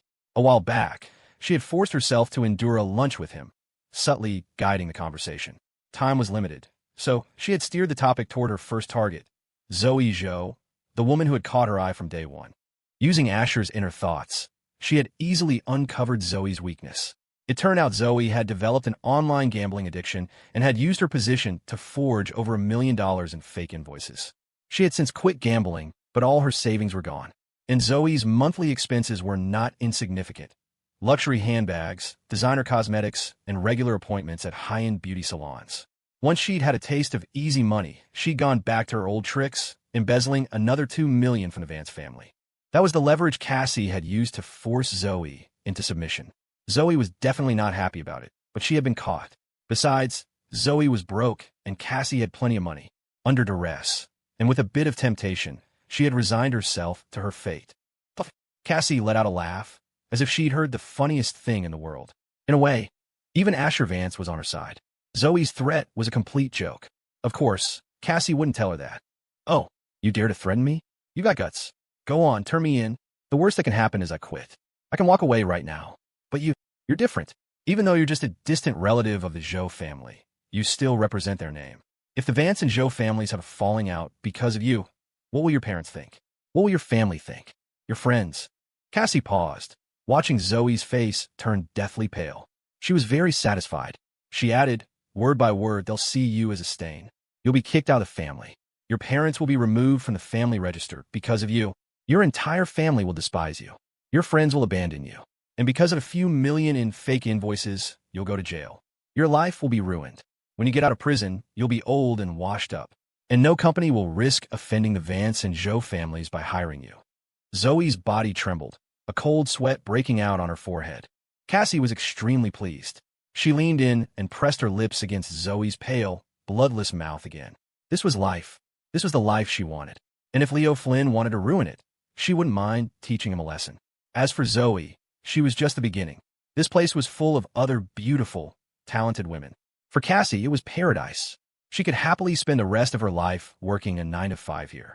Like she'd said before, what Asher offered was simply too much. More than that cheapskate Dragon King could ever give. "Use your ability. Jump on my head. Use your third skill. Yes, just like that. Don't touch that other skill. Just button mash the rest. We got this." As the word victory flashed across his phone screen, Asher finally let out a breath. A sweet, feminine voice came through his headset. "Asher, I'm done. This game is too hard." "You think it's hard for you?" Asher grumbled. "I did 56% of the team's damage." "Ugh. To be honest, I don't want to play anymore either." He sighed deeply. Carrying a noob through a few rounds of a mobile MOBA was exhausting. "Asher, am I really that dumb? I can't even do something this simple right," the girl's voice said, sounding anxious. "You're not dumb. You're just not suited for it. It has nothing to do with your intelligence," Asher reassured her. "If you were dumb, what would that make all the students in your class with worse grades than you? Speaking of which, Riley, are you sure you don't want to go to MIT? I'll cover everything, tuition, living expenses, all of it. After you graduate, you can come work for me, or work wherever you want." "I already submitted my choices," Riley Song replied. "I got my acceptance letter from Columbia yesterday. If you wanted to stay in the States, why'd you pick a school in New York? What a waste." Asher exclaimed. "With your grades, you could have gotten a full ride to Harvard or Stanford. No problem. Tell you what, I know some people. I can get your application changed.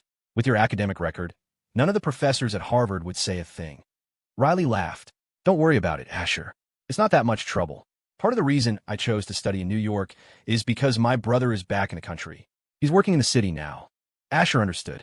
He really should have Khloe take some notes. This was what a normal sibling relationship looked like. Not like them bickering the moment they saw each other, sometimes even getting into physical fights. What kind of sibling bond was that? It was a sham. Call me when you get to the city. I promised you before your exams that I'd take you to Disney World for a few days. Okay, Asher. I've got something to do, so I'm logging off now. All right, see ya. In Newark, in a rundown, old apartment building, a pretty, vivacious girl with her hair in a high ponytail was packing a suitcase. On her desk lay a university acceptance letter and 2 phones. One was the latest model from Huawei, a gift from Asher. The other was an older, battered phone, its screen a spiderweb of cracks. She couldn't bring herself to throw it away. It was the first phone her mother had ever bought for her. It could barely run games anymore. At most, she could use it for messaging on an old app or making calls. Even messaging was laggy, but the phone held a special significance for her. It was through this phone that she had met Asher. Back then, a popular mobile MOBA had just been released, and it didn't require high-end specs to run. Almost everyone in her school was playing it. If you weren't, you were an outcast. So she downloaded it. But because of her phone's limitations, the game was incredibly laggy. It was through this laggy, glitchy gameplay that she had, by a stroke of luck, met Asher. She was in middle school then. He was in college. They went from playing the game together to adding each other on a messaging app. Later, when Asher learned about her family's financial struggles, he offered to sponsor her. She refused immediately. She couldn't accept something for nothing. But Asher insisted, using her excellent grades as a reason. He told her she could pay him back one day, when she was able to. She accepted. From then on, she studied even harder, got into a top high school, and consistently ranked in the top 3 of her entire school. She was either first or second. Even on her worst days, she still managed third. That big dummy Asher, Riley pouted. He doesn't understand girls at all. She was dressed very simply. Her entire outfit, from her shirt to her shoes, probably cost less than $200. But she had a certain kind of beauty that couldn't be described. A pure, uncorrupted beauty that hadn't been tainted by the world. Her parents had divorced when she was young. Her father had taken her older brother and moved abroad. For as long as she could remember, it had just been her and her mother. She had gone to middle school in a small town. Even though she was first in her grade, the scholarship money was only a few $100s, pathetically little. Her mother worked so hard, she ended up in the hospital. At that time, Riley felt helpless. She considered dropping out of school to help her mother, to share the burden. But her mother refused, adamantly. The future looked bleak. It was that year that Asher had stumbled into her life, like a ray of sunshine that illuminated her gray world. With his sponsorship, her worries vanished. She got into the best high school in the city, won numerous scholarships, and had her tuition and living expenses covered by the school. Life for Riley and her mother improved dramatically. Years had passed in the blink of an eye. For Asher, it might have been a small act of kindness. But for Riley and her family, it was a lifeline. "Riley, dinner's ready." Her mother's voice called from outside her room. Riley snapped out her thoughts. "Coming," she replied. She opened the door. Standing outside was a middle-aged woman who bore a slight resemblance to her. She was only in her 40s, but she looked like she was in her 50s. The living room was small, furnished with only an old wooden table and 2 stools. Her mother placed a piece of meat on her daughter's plate. "Riley, when you go to New York and see your brother, remember to send some pictures back. And it would be best if you could bring him home for the holidays. I miss him a lot." Riley nodded. "Don't worry, Mom. When I see him, I'll have him video call you. I showed you how to answer and use the app last time." Her mother was still worried. "And you remember to call me every night." Riley smiled. "Okay, Mom. Now eat, before the food gets cold." Her mother gave her a look. An inexplicable sense of unease settled in her heart, though she couldn't put her finger on why. She just hoped that her daughter's trip to New York for college would go smoothly. At the Thorn family estate. "Ha! Young Leo, you truly are a remarkable talent. A worthy student of a great master," an old man with a full head of white hair said with a smile, stroking his beard. For once, Leo Flynn was being modest. "You flatter me, Mr. Thorn. I haven't even learned all of my master skills yet. I'm far from worthy of such praise." The Thorn family was ranked last among New York's 4 great families, but that didn't mean they weren't powerful. It was just that their business wasn't exactly legitimate. The Thorns were, after all, a crime family. Where there was light, there was dark. Where there was good, there was evil. You couldn't have one without the other. After some more pleasantries, Leo suddenly said, "Mr. Thorn, I heard that Leo Petroselli had some friction with your family in the past." At this, Marcus Thorn smiled. "Indeed, But that was a long time ago. How did you know about that? Young Leo. Just something I heard through the grapevine, Leo said, taking a sip of tea. Nothing to be taken seriously. But it just so happens that I have my own score to settle with Petroselli. It's a feud to the death. Once I get rid of him, it should be good for your family's bar business. A flicker of delight flashed in Marcus's eyes. For the Thorn family, Leo the Bull Petroselli was a thorn in their side. But they were wary of the Vance family and didn't dare to eliminate him openly. If Leo Flynn was willing to take care of it, that would be perfect. Marcus refilled Leo's teacup. Young Leo, the law in this country is strict. But you can rest assured, the Thorn family will prepare a scapegoat for you. Leo grinned and cupped his hands in a gesture of thanks. Then I thank you, Mr. Thorn. Marcus laughed heartily. A small matter, a small matter. It is I who should be thanking you. After a pause, he asked, Young Leo, you're not married yet, are you? Marcus knew of Leo's master, a truly powerful figure. And Leo himself had his own organization overseas. It would be a waste not to try and recruit such a talent. Leo swallowed hard. Marcus had a granddaughter who, it was said, was every bit as beautiful as Serafina Hayes. But there were no pictures of her online. Leo decided to play it safe for now. What if she turned out to be a hag? He, the Dragon King, would be stuck with a dud. That would be a huge loss. That's right. But I believe a man should establish a successful career before considering matters of the heart. Click, clack, click, clack. The sound of high heels echoed on the floor. Grandpa, what are you talking about? Who is he? A beautiful woman in a red dress, with exquisite features and a curvaceous figure, walked in from outside. Marcus stood up, beaming. He beckoned her over. Zara, you're back just in time. Come here. This young man is Leo Flynn. He's the student of that master I used to tell you about. Young Leo, this is my precious granddaughter, Zara Thorn. You two are both young. You should have plenty to talk about. Marcus's matchmaking intentions were painfully obvious. The moment Leo saw Zara, he was stunned. He wanted to slap his past self. Idiot. Why did you have to act so cool? You should have just said you were single and ready to mingle and let Mr. Thorn handle the rest.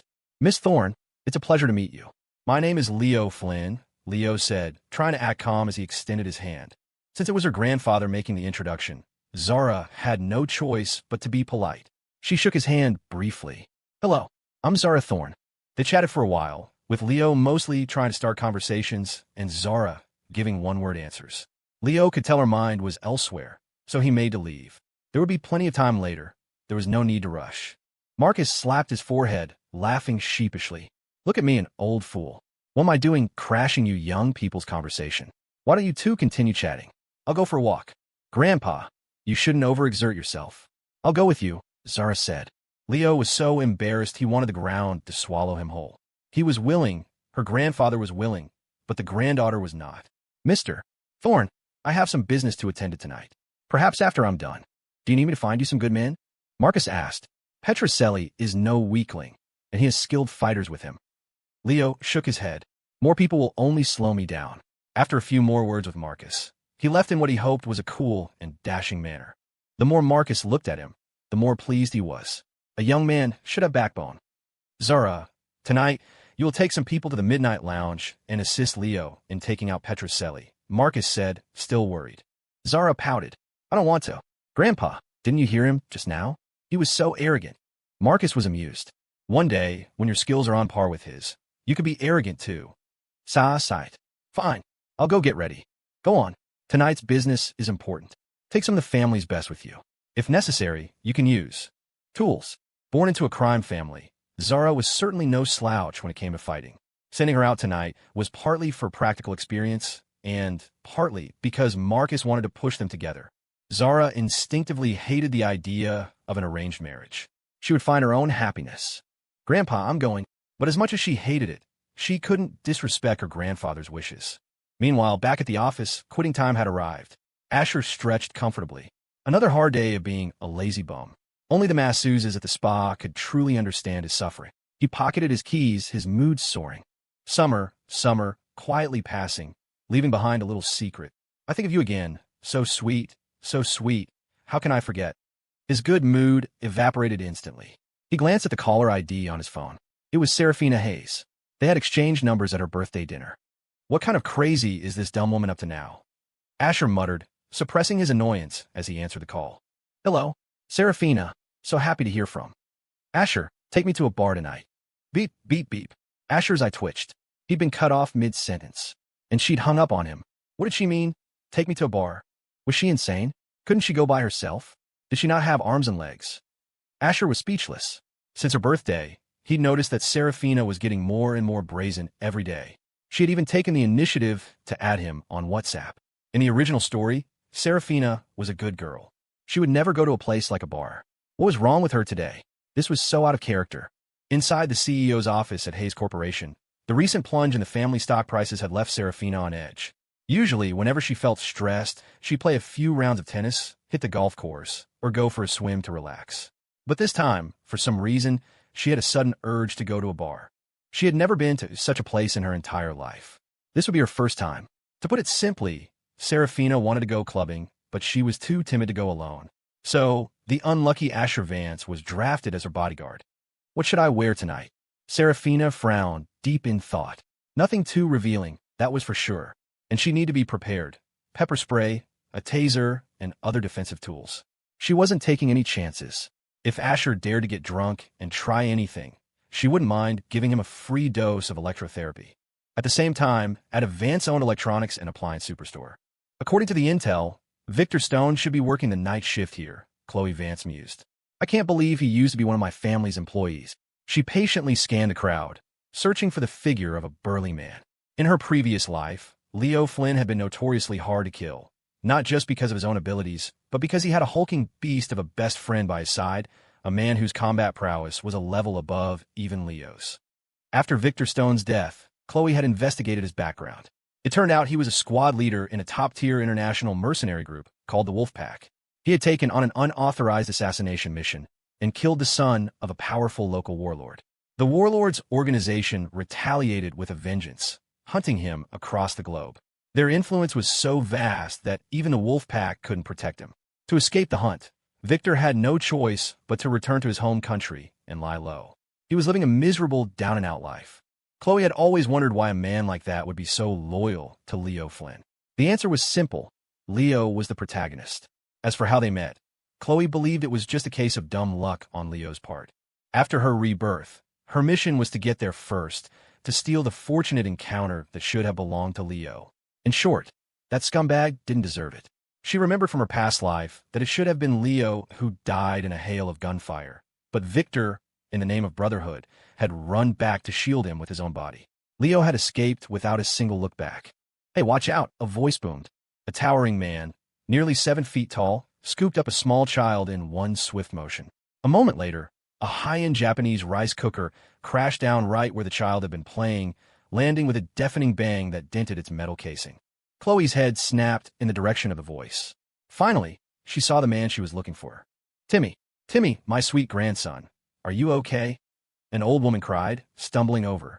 She didn't even bother to thank the man, immediately checking the child for injuries. The kid, realizing he was in trouble, stopped his antics and stood there meekly. Soon, other store employees gathered. What happened here? It was just after closing time for most offices, so the store wasn't too crowded. Victor Stone explained simply. The kid bumped into the shelf. I pulled him away, and the rice cooker fell. Oh, I see, the employee said. He then pointed to the mangled appliance on the floor.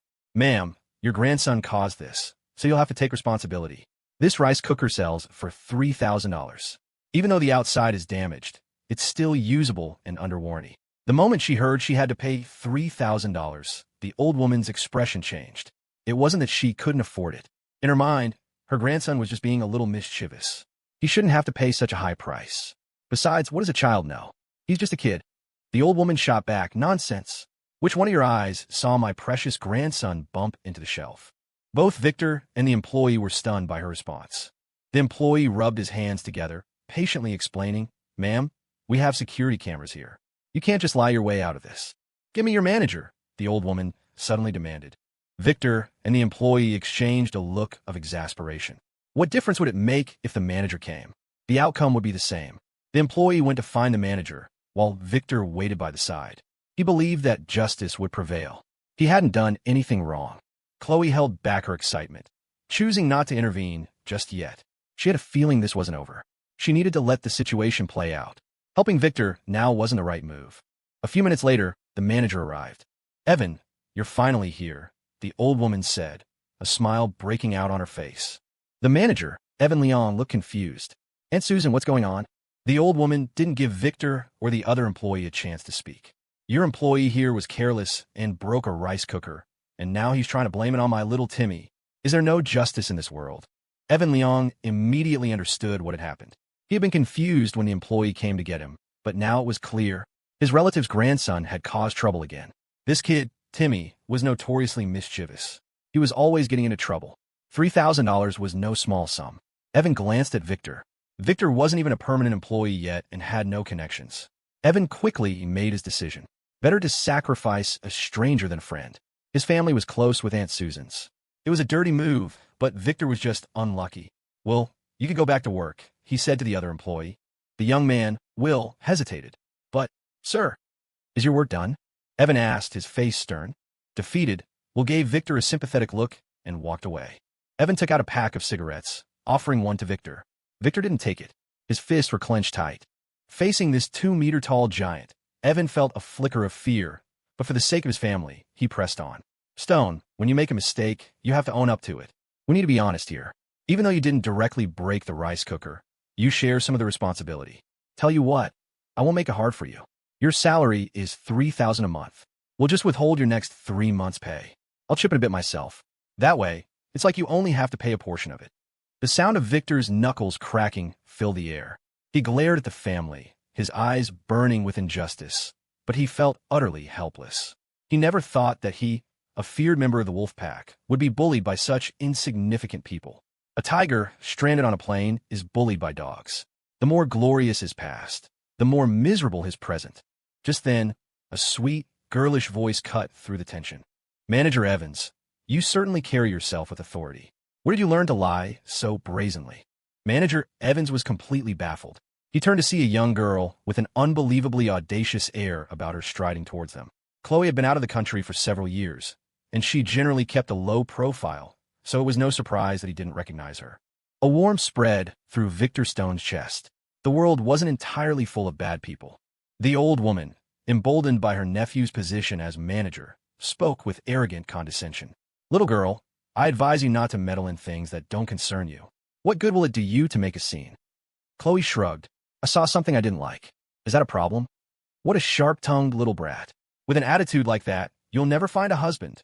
The old woman spat, resorting to insults. Khloe ignored her and turned her attention to the manager. "With your character, how did you ever become a manager?" "That's none of your business," Evans retorted. "What proof do you have that Victor didn't do it?" Since he had already committed to this path, there was no turning back. He was going to see it through to the end. Khloe smiled sweetly and pointed to the security camera on the ceiling. "That's my proof." The old woman and the child froze, horrified. This wasn't part of the plan. Evans sneered, his face a mask of contempt. "Heh, you think I don't know that? Yes, that's evidence. But in a minute, I'm going to use my managerial privileges to delete all the footage from the past hour. I'll just say there was an equipment malfunction and the key footage was lost. Who do you think the police will believe? You or the store manager?" This was truly disgusting. Victor was experiencing the bitter taste of being wronged with no recourse. He had only been back in the country for a short time, and his own countrymen were already teaching him a harsh lesson. He was furious but helpless. Victor let out a bitter laugh and said to Khloe, "Miss, thank you for your help.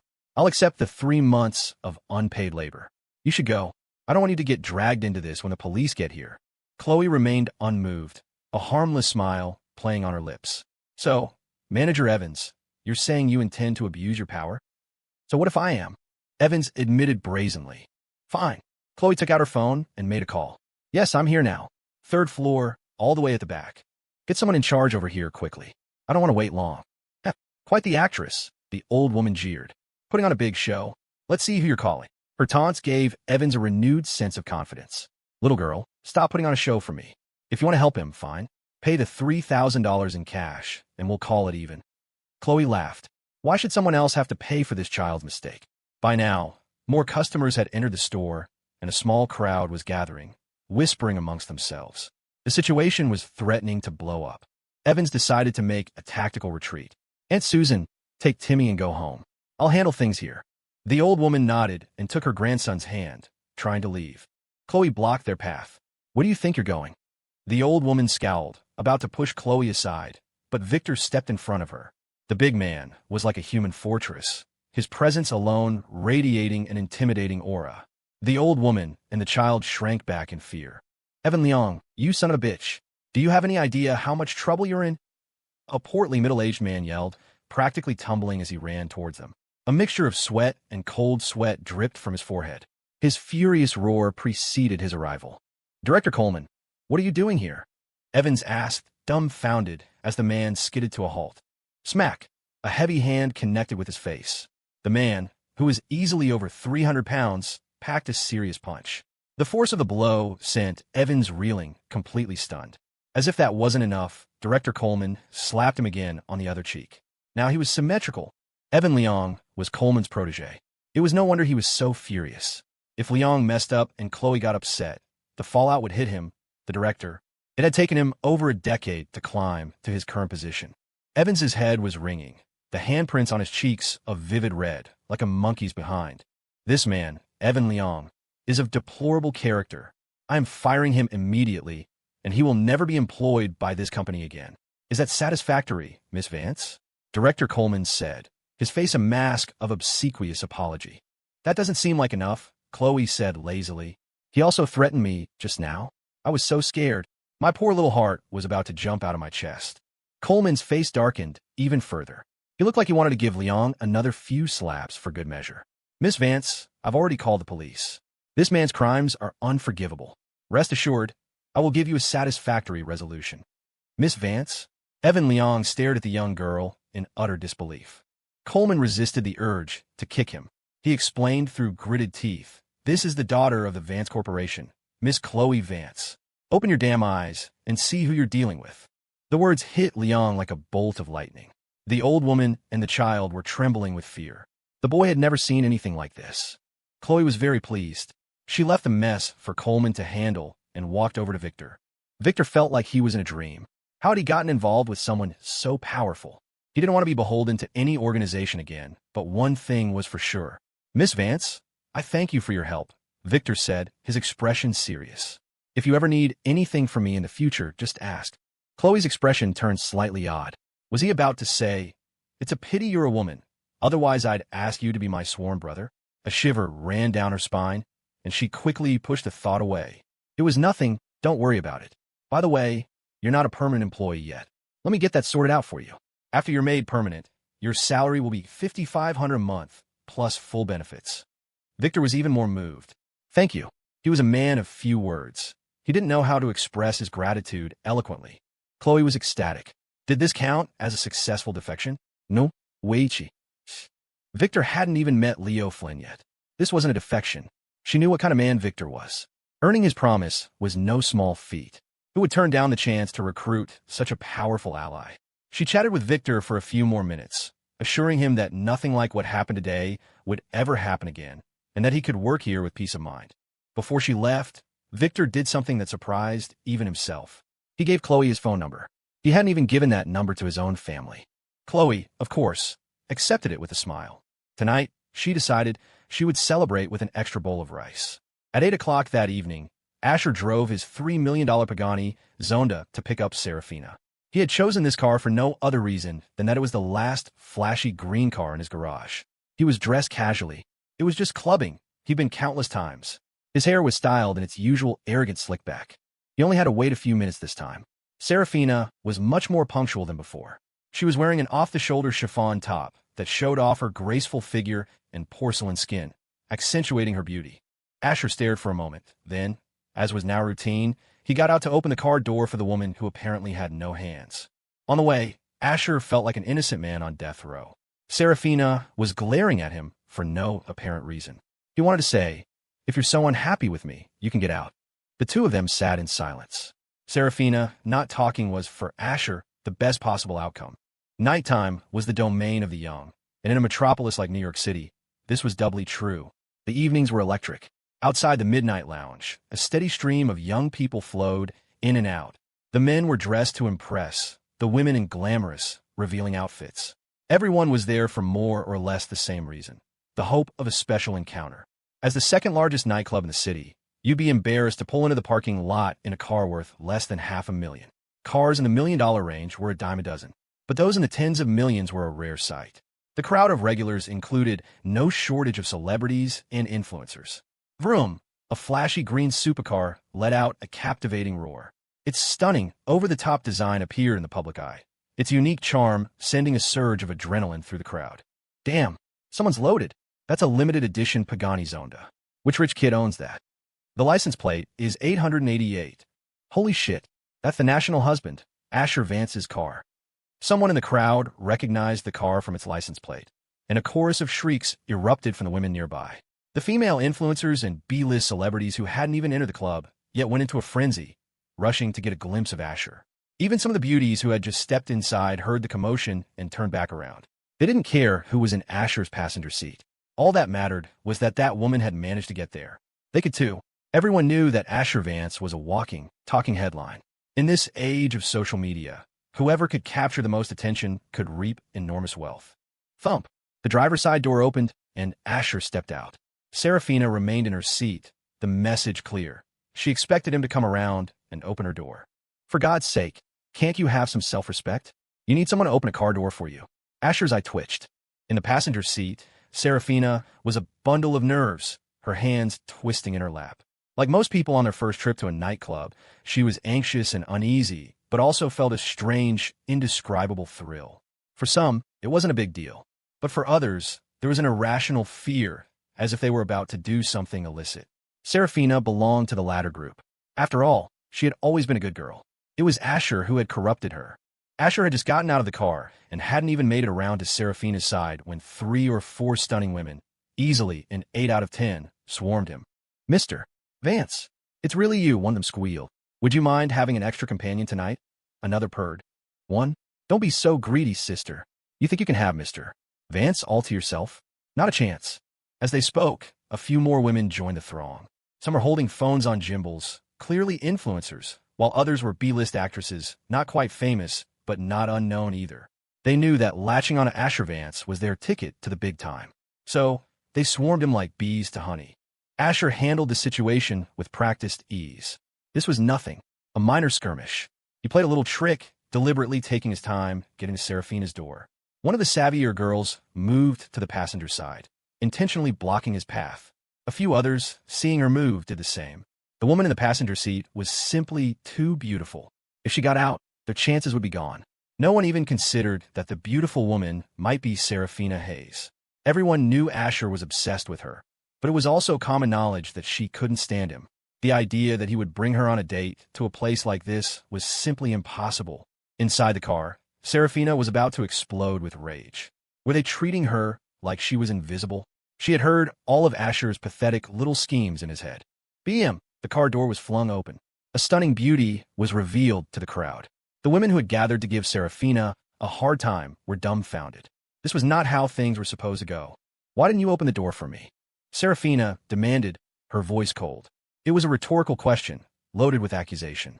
"Lady, do you not have hands?" "Serafina, you can see for yourself. There are too many women here." "It's not that I didn't want to," Asher said, trying his best to look innocent.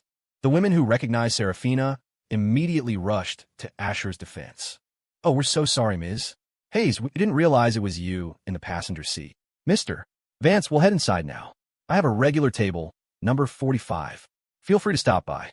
With the real queen in attendance, these women knew when to make a graceful exit. However, a number of influencers were still filming from a distance. This was another huge scoop. "Mr. Vance. Mr. Vance, it's been too long. I've missed you." A man in his 30s with a vicious scar across his face hurried over to greet Asher. "I've got some top-shelf beauties lined up for you tonight, the full package, guaranteed to satisfy." A man shouldn't hang himself on a single tree, right? Serafina frowned, her beautiful almond-shaped eyes scrutinizing Asher. Asher was mortified. "Leo, you moron, read the room. Wait until the dumb woman is gone to tell me this stuff." No, that won't be necessary," Asher said, waving his hands, trying to project the image of a reformed man.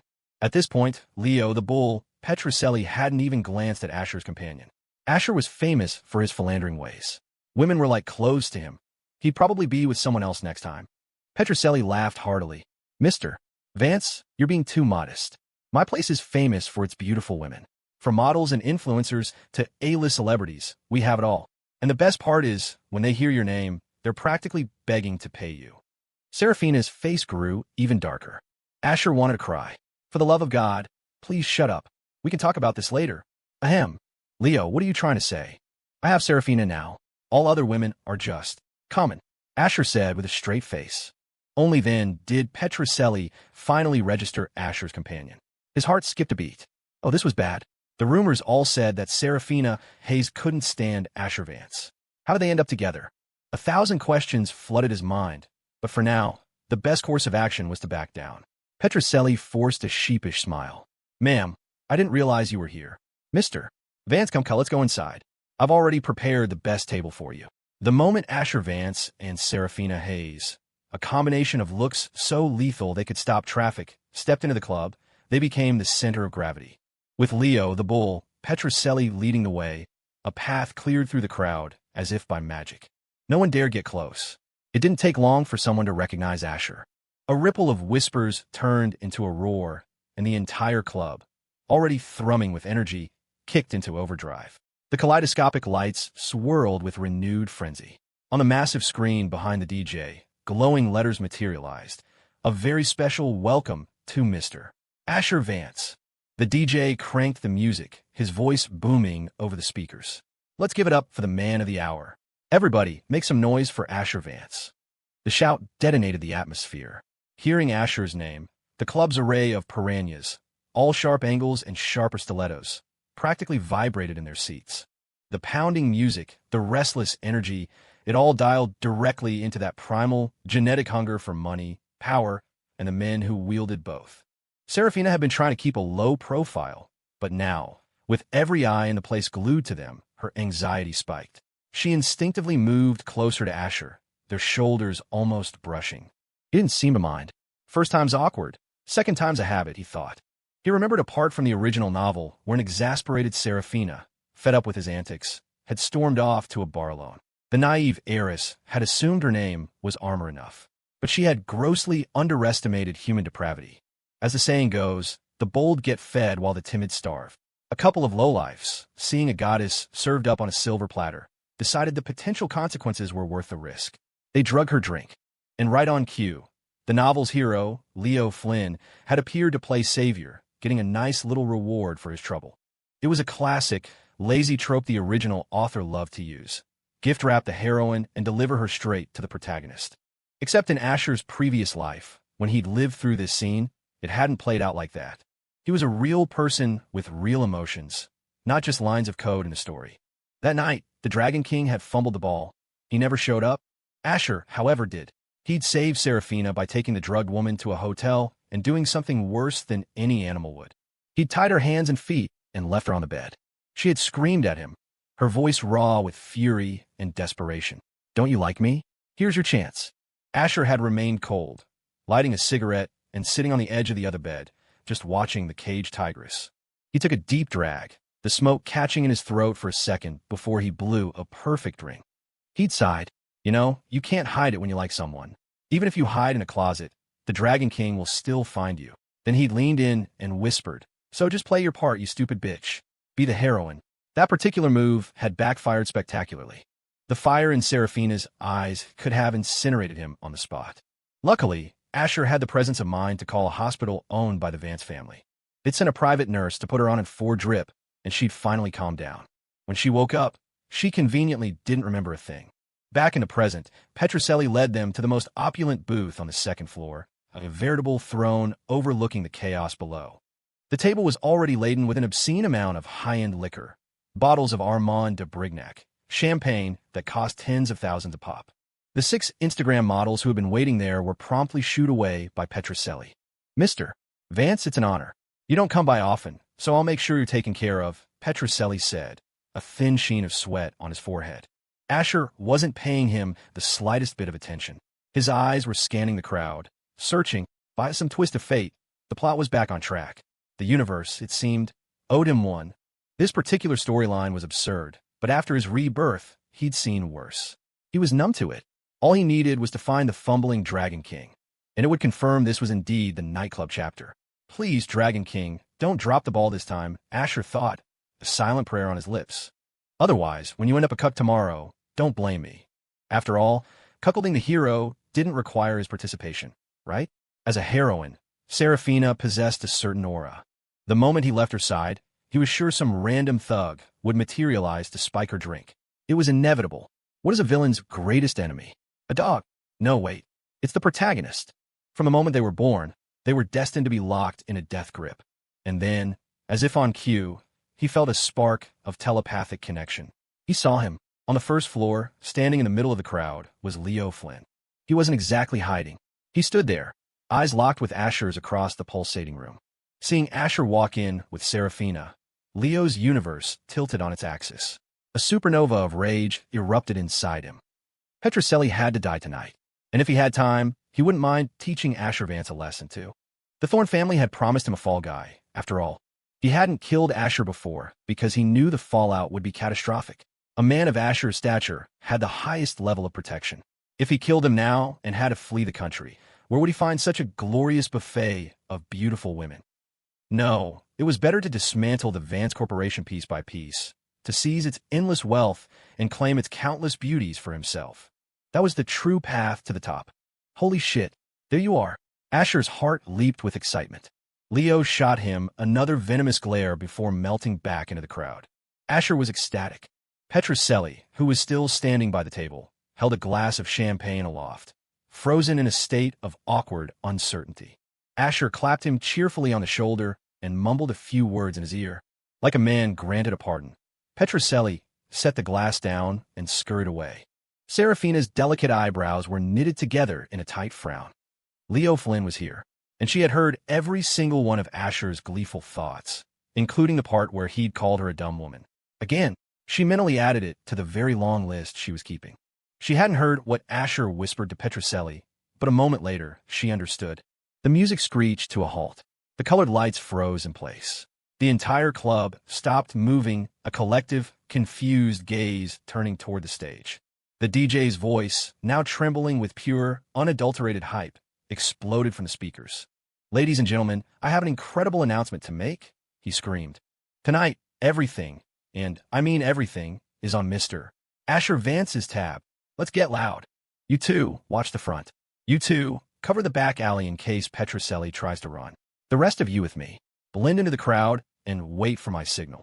In the parking lot of the Midnight Lounge, a woman in a red trench coat issued orders. Even with the coat buttoned up, her long, pale neck was exposed to the cool night air, a simple, faded green necklace resting against her skin. Below it, a hint of flawless alabaster skin and a pair of powerful, slender legs. From inside a black sedan, the lead heavy, a mountain of a man, nodded. "Yes, boss." Zara Thorn gave a few more instructions before stepping out, her silver-gray, low heels clicking on the asphalt as she walked into the club. It was strangely quiet inside. Just as she was wondering why, an excited shout echoed through the space. "Tonight, everything is on Mr. Asher Vance's tab." The announcement was followed by an earth-shattering roar. Men and women screamed in a euphoric chorus as a heavy, rhythmic beat dropped, shaking the very foundations of the building. Zara's brow arched. What's he doing here? A complicated, unreadable emotion flickered in her eyes. She started toward the second floor, her long legs cutting through the throng of people on the first floor. The VIP section upstairs was a different world. It wasn't just about money. You needed status to even get a reservation. Her stunning looks drew a number of hopeful young men who tried to strike up conversations, but a single cold glare from her sent them scurrying away. Just as she reached the staircase, another figure blocked her path. "Get out of my way," she snapped, her voice low and dangerous, her body tensing for a fight. "It's me, Leo Flynn," he shouted back. The music was so loud, he had to yell to be heard over the deafening bass. Zara paused, her eyes adjusting to his face. Her first impression of Leo hadn't been good, especially not after the ridiculously arrogant speech he'd given before leaving last time. It had made her physically cringe. "You have a table upstairs?" Leo asked. Zara nodded curtly. A grin spread across Leo's face. "Take me with you." Zara blinked, her first instinct to refuse. Being around Leo felt off. It was almost embarrassing. But before she left, her grandfather, Marcus Thorn, had given her explicit instructions. Cooperate with Leo Flynn's plans as much as possible. After a brief moment of consideration, she relented and led him up the stairs. The second floor was a different universe. The women downstairs were attractive, sure, but the quality upstairs was on another level entirely. They weren't even playing the same sport. A girl who looked like a college student, dressed in a sailor uniform and ripped black fishnets, shot a sultry look at Leo. The perks of being the protagonist. Honestly, if he didn't have a mission to complete and Zara standing right next to him, he would have already made his move. The college girl was hot, a solid 8.5, definitely someone he wouldn't mind spending time with, but she was nowhere near the goddess-tier level of Zara Thorn. Soon, they arrived at her table. It wasn't as lavish as Asher's, but it was leagues above anything on the first floor and situated near the center of the action. Their booth was 3 tables away from Asher's, positioned diagonally across from him, giving them a clear line of sight. Zara's arrival with Leo caused its own small stir. Everyone in the underworld knew the Thorn family, and Zara's fiery beauty and commanding presence could effortlessly ignite a man's hormones. Plenty of young scions from other families were already fantasizing about getting close to the future queen of the city's underworld. Petrocelli hadn't left. He was at another bar on the 2nd floor, waiting for Asher's command. Asher was, after all, the crown prince of New York and, more importantly, his boss. Now that he was here, Petrocelli had to play the perfect host. Leo saw his enemy, and a surge of rage coursed through him. Petrocelli had 4 or 5 thugs with him, and the man himself was no pushover. Taking him out quickly in the middle of this chaos wouldn't be easy. "Miss Thorn, I hope you could do me a small favor," Leo said suddenly. A man had to be shameless to get ahead. Zara's gaze, however, was fixed on Asher's table. Her sharp, fox-like eyes were lost in thought, her expression unreadable. Leo followed her line of sight and saw she was staring at Asher. He didn't read too much into it, assuming she was just spacing out. "Miss Thorn," he repeated, his voice a little louder. "I need a small favor." Zara snapped back to the present, a slight frown on her face. A smirk played on her lips. "Didn't you say that more people only slowed down your fists?" Leo, whose face was thicker than a brick wall, wasn't fazed. "I may have spoken hastily. I hope you'll lend me a hand." He flashed a roguish grin. Zara opened a bottle of champagne, poured herself a glass, and took a delicate sip. "Fine. What do you need me to do?" Leo's irritation vanished. He smiled. "As you can see, Petrocelli is over there. In a few minutes, I need you to cut the power to the club. I'll make it quick." Zara considered it for a moment. "All right. The 2nd floor doesn't have security cameras to protect the privacy of the clientele." Leo's face lit up. He poured himself a glass and then moved to fill hers. She pulled her glass away. "Mine is still full, Mr. Flint." Leo didn't mind. He raised his glass. "To our success, then." She clinked her glass against his absent-mindedly, took a small sip, and her eyes drifted back toward Asher. Leo downed his drink in one gulp. Once Petrocelli was dead, he'd escape in the ensuing chaos. He'd already scouted the club's layout, noting the blind spots and hiding places. Now, all he had to do was wait for the perfect moment when everyone was lost in the revelry. As for why Serafina was with Asher, he'd be lying if he said it didn't bother him. It gnawed at him. He'd had Red Rose do a deep dive on her. He knew she was a good girl, not the type to hang out in a place like this. Asher must have used some underhanded trick, either blackmail or a business threat. Leo was betting on the latter. "Asher Vance, you're a dead man walking," he thought, a vicious glint in his eye. "After I kill Petrocelli, I'm coming for you, and I'll collect some interest along the way." The more Asher flaunted, the more he seethed. At the center booth, Asher had seen the 2 of them arrive. He was now experiencing a level of awkwardness that was physically painful. It wasn't because of Leo. It was because of Zara. She was one of the 6 girls he had dated simultaneously back in middle school. Shit, why is she here? He thought frantically. An X and an XXX all in one place. It was a recipe for disaster. Any other X, and he wouldn't be this rattled. But Zara was different. She was one of the novel's heroines. The kind who could get a man without blinking. If he could turn back time, he would have steered clear of Zara Thorn. Asher's mind drifted back to middle school. Almost every student in his class came from a family with legitimate businesses. The Thorn family was the exception, the sole proprietors of the city's criminal underworld. Back then, you'd hear stories on the news every few days, someone getting hacked to death on the street, loan sharks breaking a few legs.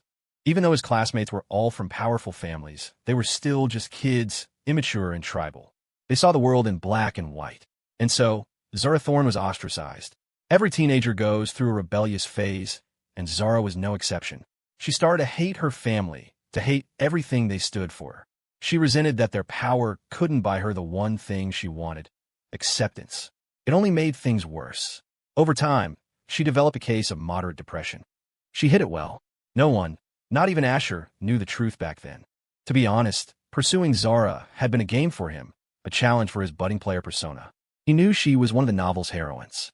He figured, since he was destined to be killed off at the end of the plot anyway, why not have some fun? Seducing a main heroine and then dumping her before the story even officially began seemed thrilling. It was a way to cuck the protagonist in advance without actually affecting the future narrative. A win-win, and he had succeeded. It took a colossal amount of effort. Winning over Zara was harder than wooing the other 5 girls combined. Makes sense, he told himself. If she were easy, she wouldn't be a heroine. During their time together, he'd noticed her quiet, withdrawn nature and correctly guessed it was tied to her family background. So, he took it upon himself to give her free therapy sessions. He couldn't have the heroine dying of depression before the plot even started. He didn't know she was already diagnosed, but his guidance worked. He spouted a bunch of toxic self-help quotes and poisonous chicken soup for the soul that he remembered from his past life, repackaging them with his own unique spin. It's not that your family chose you, it's that you chose your family. When life pushes you, you push back harder, even when you have a million reasons to give up. No one is born strong.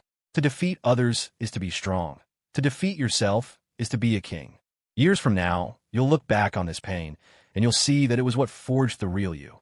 Before his sister, Khloe, had exposed his six-timing ways, he had inadvertently cured Zara's depression. He was completely oblivious. He remembered the day he broke up with her. He was under pressure from a certain unbranded leather belt, and he felt that if he kept going, he would alter the heroine's character too much, derailing the future plot. So, one weekend afternoon, he'd initiated a peaceful breakup, delivering the cheesiest line he could think of. "You'll meet someone more interesting than me, and then you'll forget me as the sunset fades." There was no after that. At the time, he was pretty sure Zara and her entire family wanted to chop him into little pieces. Fortunately, his father's influence was stronger than theirs. The Vance family's power outranked the Thorns, and Asher had narrowly avoided the Psycho X treatment. Back in the present, Serafina followed Asher's gaze and saw an impossibly beautiful woman in red staring back at them. And next to her was the one person she never wanted to see again. "Asher, let's have a drink," she said suddenly, tugging on his sleeve. He snapped out of his reverie, a wide grin spreading across his face as he considered her motives. "Sure. Nice one. Dumb woman, you're really something. Using me to provoke the protagonist? You've got guts, I'll give you that." Serafina's eyelid twitched. She wanted to strangle him and scream, "You paranoid bastard. Do you really think I'm that malicious?" Frustrated, she drained her champagne flute in one go and held the empty glass out to him. Asher glanced over at Leo's table. He saw Leo glaring at him with pure fury. Not only that, but Zara, sitting next to him, was giving him a look that was just as dangerous. This made Asher even more excited. The protagonist and a heroine joining forces. This was the classic setup. This was how the plot was supposed to go. "Here you go, slow down. There's plenty more where that came from," he said with a chuckle, refilling her glass. Serafina's frown deepened. The bastard was insulting her in his head again. But she'd also heard something explosive. Zara Thorn was a heroine, too. She wondered if Zara could also hear his thoughts. Whatever, she decided. To hell with protagonists and heroines. "I just want a drink." Asher watched as she started downing drinks at an alarming rate. Soon, 3 bottles of champagne were empty. Her cheeks were flushed, a beautiful rosy tint spreading across her face. The alcohol was clearly kicking in. Of course, Serafina wasn't that easy to get drunk. People of her class were trained from a young age to hold their liquor for an endless stream of corporate dinners and business negotiations. It was the same for all the 4-grade families. If you couldn't handle your alcohol, you had no business being out on the town. Serafina had been practicing since she was a teenager. Asher, inwardly delighted, started drinking with her. But their little performance wasn't having the desired effect. Leo and Zara were just staring, not making a move. "Come on, you two, do something." "Mr. Vance, Mr. Vance. It was so crazy over there, I almost forgot to come say hi," a preppy-looking rich kid with slick-back hair said as he approached their table. What was the standard accessory for a villain in these kinds of novels? A sycophantic posse of idiots, the quintessential bad influence friend who could bankrupt a family with their terrible advice. His resident idiot sidekick. Asher was no exception. He stood up with a grin. "Toby, come on, have a seat." Asher directed Toby Page to a seat that was clearly visible from Leo's table, where his every move could be seen. Toby had dark circles under his eyes, and rumor had it he'd done everything except a single good deed in his entire life. This was precisely why Asher valued his role in the novel. "Well, Mr. Vance, is that Serafina Hayes?" Toby asked, his eyes wide. Asher flicked him on the forehead. "That's Mrs. Vance to you," he scolded. Toby gave a slightly lecherous grin. "A pleasure, Mrs. Vance." It was a habit born from years of debauchery, one he couldn't shake. Serafina just nodded and kept drinking. She knew exactly what Asher was thinking, what he was planning. Asher pulled Toby close, made a rubbing motion with his fingers, and whispered in his ear, "You got any candy on you? Chocolate, anything? As long as it's in a wrapper." That's right. Asher was going to pretend to spike her drink. He was going to lure Leo right over. Toby's eyebrows shot up. Candy? Chocolate? A light bulb went off in his head. He eagerly dug into his pocket and handed Asher a small, square-shaped object. Asher's eyes lit up. Without a second thought, he furtively pocketed it. "Thanks, man. Don't mention it, Mr. Vance," Toby said with a giggle. Across the room, Leo and Zara saw the whole thing. And now for my Oscar-worthy performance. Who says villains are surrounded by idiots? This guy is the ultimate wingman.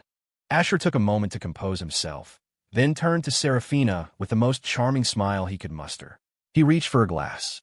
"Serafina, let me get that for you." Her cheeks were flushed, her whole demeanor softened by the alcohol. She was both amused and infuriated. "You? An Oscar? The day I sell you out, you won't even see it coming." Asher was slightly taken aback. "I thought this dumb woman could hold her liquor. Come on, you lush, play along. Your Dragon King husband is waiting to play hero. Just do it, don't drop the ball." A second later, Serafina frowned, turning her head away with a pout. "I don't want any more." Asher felt like he was about to cough up blood. This wasn't about whether she wanted a drink. It was about giving him a chance to put on a show. God damn it. The club was dark, the lighting dim. Fine. He would make a decision that went against her wishes. He leaned down and picked up an empty wine glass from the table. He deliberately angled his body so Leo and Zara could see clearly. Then, he pulled the small square from his pocket. With a theatrical smile, he tore open the wrapper. As the package opened, a sticky liquid coated his palm. Asher froze. "Oh no." Beside him, Toby was drunkenly leering at the models, his gaze occasionally darting toward some of the muscular men at other tables, particularly their biceps. It was a subtle, almost furtive glance. He was too preoccupied to notice what Asher was doing. Leo's murderous gaze was locked on them. He saw Asher put something in Serafina's glass. Due to the distance and the poor lighting, he couldn't see what it was, but he knew it couldn't be good. A cold smirk touched Leo's lips. He didn't move to stop it. Not yet. He would wait until Asher handed her the glass, until she was just about to drink it. That was when he would intervene. If he didn't have to kill Petrocelli tonight, he might have even waited for her to drink it. Asher was just a useless rich boy. Even with bodyguards, Leo was 100% confident he could get Serafina out of there. It wasn't just Leo who was angry. Zara was about to explode. She couldn't understand what was so special about Serafina Hayes that would make Asher resort to such a despicable tactic. She clutched the necklace at her throat, her eyes ice-cold as she stared at him. "If you can't have it, destroy it." Feeling the two intense, murderous stares, Asher swallowed hard. "Damn it, you useless sidekick. Dude, I asked for candy, and you gave me actual bubble gum. Fuck it. The dumb woman isn't going to drink it anyway. Let's do this." Steeling himself, Asher dropped the wad of gum from the wrapper into the glass. Then, forcing a smile that was equal parts awkward and polite, he placed the glass in front of Serafina. "Serafina, you're Armand de Brignac." After completing his mission, Asher sat back down and viciously kicked Toby under the table. A sharp pain shot up Toby's leg. He couldn't handle this kind of abuse. Even if Asher was annoyed with him, there had to be a reason for kicking him, right? "Mr. Vance, what was that for?" Toby whined. "You deserved it." Asher snapped, taking a large gulp of champagne. Toby rubbed his thigh. Fine. Your family's powerful. You're the boss. You don't need a reason to hit me. Whatever."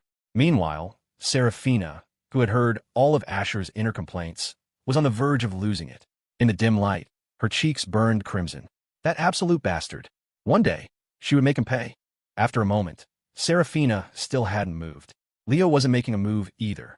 Asher was getting antsy. "Are you two working together, or what?" "Serafina, let's have a toast." "Stay away from me," she snapped, shrinking to the far side of the couch and glaring at him. Her expression said, "If you come one step closer, I will kill you." Asher was done waiting. He grabbed another glass filled with champagne and forcefully pressed it into her hand. "Here, just drink it." "I don't want it," she said, a mix of shame and anger in her voice. Even though this glass didn't have bubble gum in it, the thought of Asher's sticky hands touching it made her stomach churn. It's so gross. Suddenly, a firm hand clamped down on Asher's shoulder. A familiar voice sounded in his ear. Asher, can't you see she doesn't want it? Hearing that voice, Asher's heart soared. Fucking finally, the Dragon King has arrived. Leo snatched the glass from Asher's hand. Leo, what I do is none of your damn business. Asher shot back, turning to shrug off Leo's hand. The two men faced off. Leo first glanced at Serafina, who looked suitably distressed, and felt a deep sense of satisfaction. His hero moment had come. You despicable lowlife, Leo sneered. I saw you spike her drink.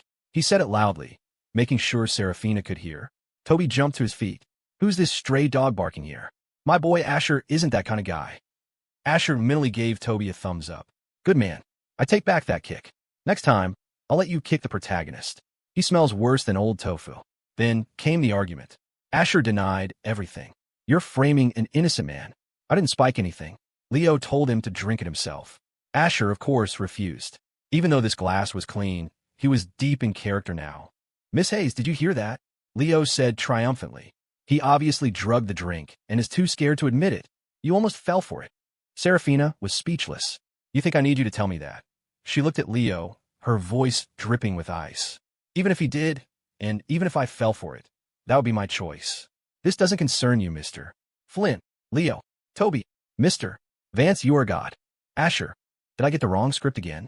If you asked Asher what the foulest thing in the world was, he would answer without hesitation, his long-dead dreams. Sometimes, he genuinely couldn't tell if Serafina Hayes was actually stupid or just pretending. Your husband is right here. Why are you still sticking around? Did you drink too much horse piss? Leo was dumbfounded by her response. He thought maybe she hadn't understood him. So he repeated, Miss Hayes, Asher put something in your drink. Toby looked on, as if this was standard procedure. He'd used plenty of party favors himself, so he didn't think much of it. Asher and Serafina both felt their skulls were about to pop off from the sheer awkwardness. Because Leo was technically right. Asher had put something in her drink. Holy shit, the Dragon King is amazing. You called it even on a wild guess. Dumb woman, now that you see my evil true nature, hurry up and leave with your husband. Don't stop me from ordering some company for the night. Serafina's face was so red, it looked like it was about to bleed. Her plump lips parted as she issued a dismissal. I know. You can go now. Toby's eyes were filled with nothing but awe for Asher. To drug a goddess and have her act like nothing happened. Was this the highest level of seduction? Asher didn't know what had gotten into Serafina. He couldn't exactly kick her out, could he? That wouldn't fit his character. Before Asher could say anything, Toby piped up again, defending them. You little hick, didn't you hear my sister-in-law tell you to leave? He sneered. This drink is perfectly clean. There's nothing in it. Just because you have a dirty mind doesn't mean she and Mr. Vance do. Asher desperately wanted to tape Toby's mouth shut. Jesus Christ. I actually did it. Please, just stop talking. If you scare the protagonist away, how is my plot supposed to progress? A villain doesn't save the dumb damsel. That's the Dragon King's job. Leo raised an eyebrow. An idea struck him. He held the champagne flute out to Toby. Huh, you keep saying this drink is clean, he laughed. Then drink it. Right now. Prove you're right. Leo had figured out. Serafina was refusing his help because she didn't believe the drink had been tampered with. What a pure, kind-hearted girl. She knew Asher's background and trusted that he wouldn't harm her. Serafina, he thought, let me show you just how cruel the world can be. Toby stared at the poisoned drink, then shot a desperate, helpless look at Asher. What was he supposed to do? If he drank this, would he have to perform an impromptu striptease? Leo could be shameless, but he, Toby Page, was from a top-tier family. Seeing Toby hesitate, Leo smirked. Coward, and you still say it isn't drugged. He then turned and offered the glass to Asher. Asher, you drink it. If there's nothing in it, I'll apologize. Asher glanced at Serafina. The dumb woman had scooted even further away on the couch. Her meaning was clear. Even if he drank it, she wasn't leaving with Leo. Asher sighed. This particular face-slapping scene had gone off the rails. If they stayed at a stalemate, he wouldn't earn any plot points. So he took the glass from Leo. As the Dragon King watched in stunned silence, Asher drained the glass.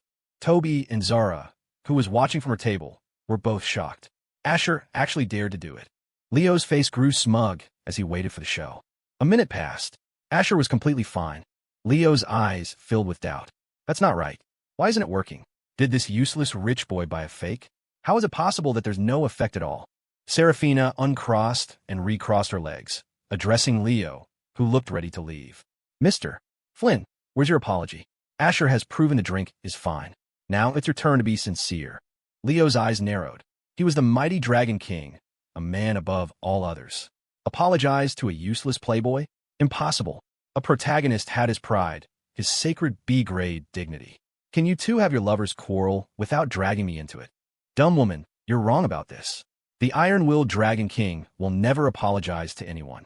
You're just making things difficult for him. Fine, I'll be the good guy. Again. Ding. Congratulations, host. Personal charm, +2. Asher pointed to the table. An apology isn't necessary.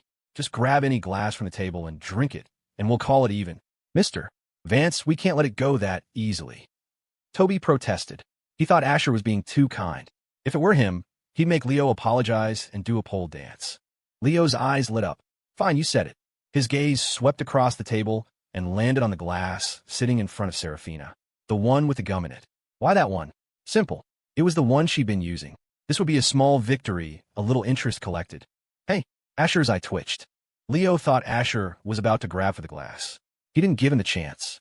Gulp, gulp, gulp. Leo downed the entire glass. The champagne was good, but it seemed like something had been added to it. Even though they were in the center of the VIP section, the lighting was still dim. Bright lights weren't exactly conducive to a nightclub's main business.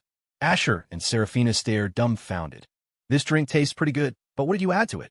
Leo asked, noticing their strange looks. They were staring at him like he was some kind of legend. Asher swallowed. Nothing. Serafina just likes to add a thin slice of lemon to her drinks. Leo glanced at Serafina. Her eyes were wide, her gaze fixed on the glass in his hand. Leo's heart swelled with triumph. First a glass, next a real kiss. Oh, was this Miss Hayes' glass? My apologies, I didn't notice, he said with a sheepish grin, placing the glass back on the table. Serafina blushed, the image of Asher dropping the gum into the glass flashing in her mind. I don't mind, she replied. Leo was even more thrilled. The goddess didn't mind sharing a glass. The next step couldn't be far off. Mr. Vance, is this man bothering you? Leo Petroselli's voice boomed suddenly. When Leo had first approached Asher's table, Petroselli had assumed he was a friend. But the longer he watched, the more it looked like he was there to cause trouble. Leo turned to face Petroselli, their eyes locking. To say he wanted to cripple the man right then, and there was an understatement. Asher, I'm sorry. My man seems to have caused you some trouble. At the same time, a melodious voice cut through the tension. It was Zara Thorn. If Leo lost control and attacked now, his whole plan would be exposed, and he'd have a hard time explaining it to Marcus Thorn. So, Zara stepped in to defuse the situation. Asher looked from Petroselli to Leo to Zara, completely bewildered. Then, in a flash, it all connected. He understood. Shit, I got it wrong. So this was two plot lines overlapping. This is the real main story. The hero saves the dumb damsel was just a side quest. It all makes sense now. Zara's here. Looks like Petroselli is going to die tonight. Asher didn't have any particular affection for Petroselli. He knew the man's loyalty was to his status as the son of New York's richest man, not to him personally. The Vance family had given Petroselli control of the club for business reasons, not out of any real partnership. With their resources, if Petroselli died today, some other tough guy, a Ryan, a David, a Michael, would be there to take his place tomorrow. Simply put, Petroselli was disposable. The man had a notorious history in the underworld. Arson, robbery, assault, you name it. It would be a miracle if Asher felt anything for him. Seeing Zara come to claim her man, Petroselli was momentarily stunned, then let out a laugh dripping with sarcasm. So he's one of yours, Miss Thorn? I thought the Thorn family was famous for its discipline. How did you end up with a lackey like this? Aren't you afraid he'll tarnish your family's name? Zara froze, not because of Petroselli's words, but because Asher's inner voice was suddenly echoing in her mind. It was a voice she knew better than her own. Even with the loud DJ music, she recognized his tone instantly. She could probably pick it out even if he were using a voice changer. Main story? Petroselli is going to die. Asher knew all of this. But why isn't he stopping it? 1,000 questions flooded her mind. Serafina surreptitiously glanced at Zara, her heart skipping a beat. She looked away, pretending to sip her drink. It was a silent understanding. Anyone who could hear Asher's thoughts was almost certainly one of the novel's heroines. With the other 3 great families already accounted for, It only made sense that the Thorn family was next. Having seen it happen with Scarlet, she wasn't overly shocked this time. Petrocelli, you'd better watch your mouth, Leo said, a smirk playing on his lips. His fists, hidden at his sides, cracked audibly. He was simply pissed off at being called a Thorn family lackey. The entire Thorn family would be his lackeys soon enough. Petrocelli sized Leo up. He didn't look particularly tough. I was running these streets when you were still in diapers, he laughed. You threatening me? You want to go? Let's go.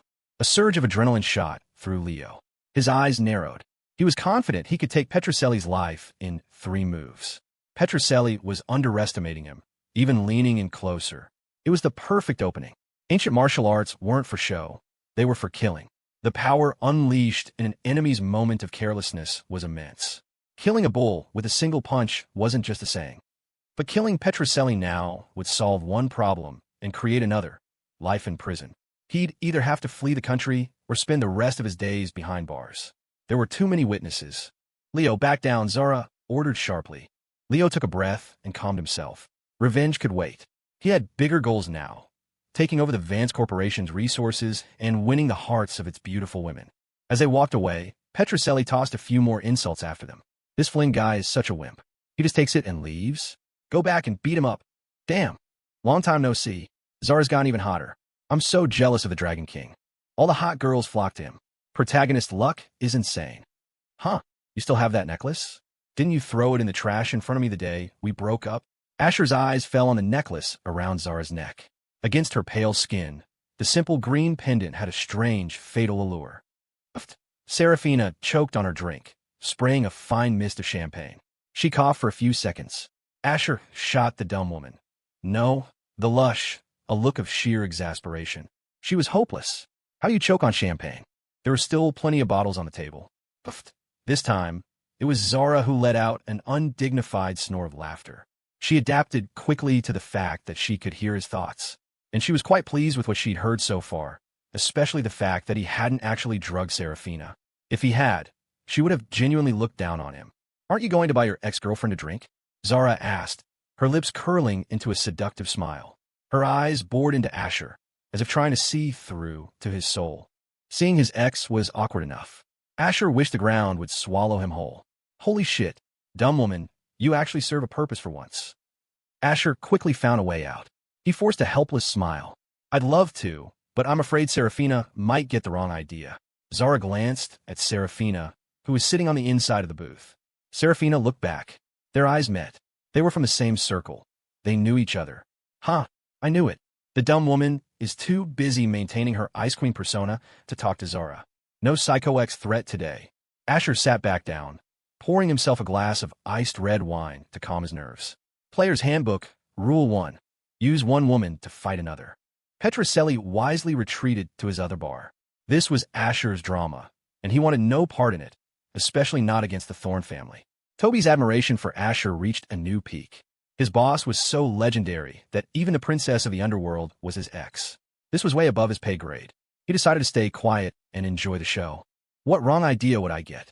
Serafina said, her voice a sickly, sweet poison. If he hadn't just insulted her in his head, she might have helped him out.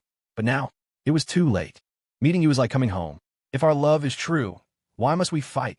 Zara sat down, and as she looked at Asher again, it was like her soul left her body.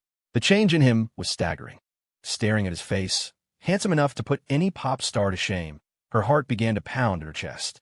Other handsome men earned a passing glance, but they never made her feel this way. Asher was different. He was her first love. She could probably recognize him, even if he were reduced to ashes. Ahem. Miss Thorn, you wanted a drink? You've had one. Shouldn't you be going now?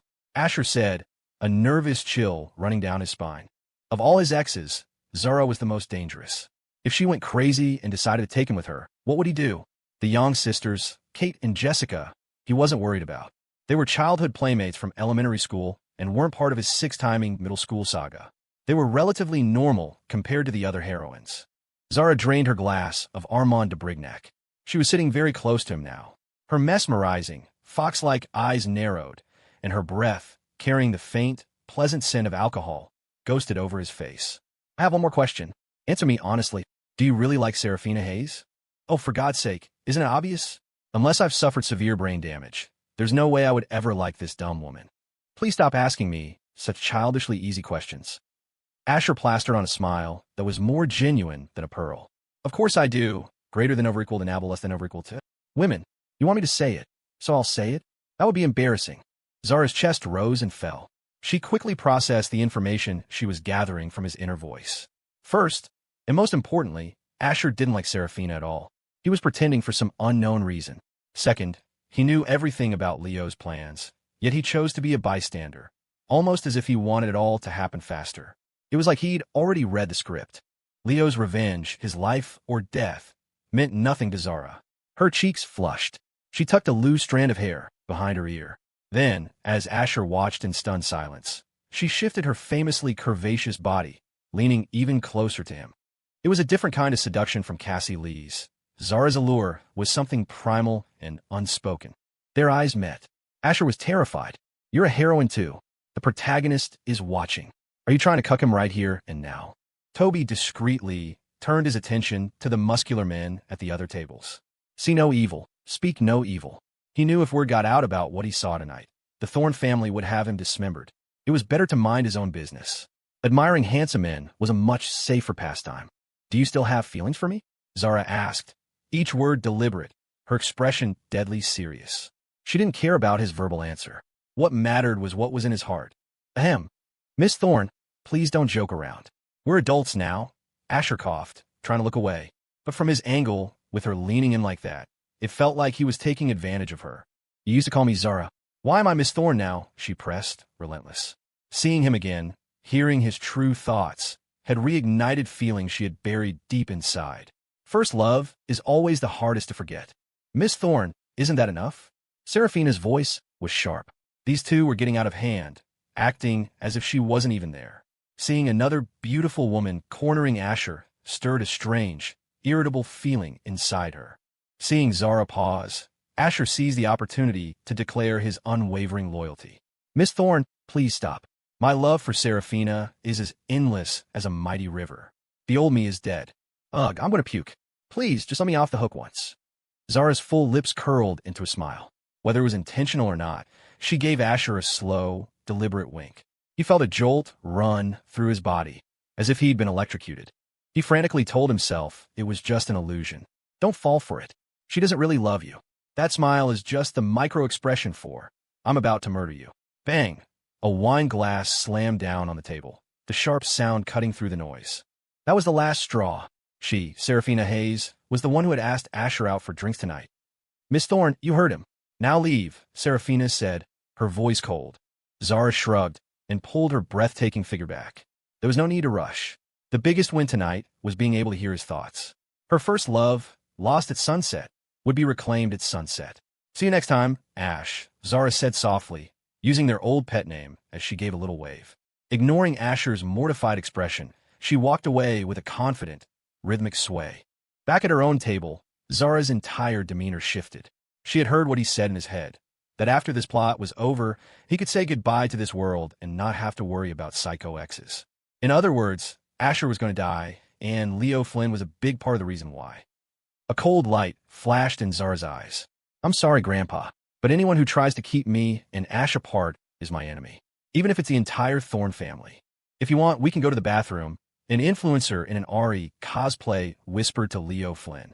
She was an 8 out of 10 in the face, but her body was a perfect 10, all curves and confidence. She had a motive. Getting on Leo's good side could mean a connection to the Thorn family, which would be a huge boost for her career. Besides, Leo was handsome and exactly her type. With Zara gone, Leo wasn't in a rush. He flirted back, his hand wrapping around the cosplayer's slender waist. He pulled her close and inhaled her scent deeply. She let out a small, theatrical gasp, a picture of playful resistance, and left a smudge of lipstick on his neck. Leo was about to escalate things when he saw Zara returning. He immediately and ruthlessly pushed the girl away.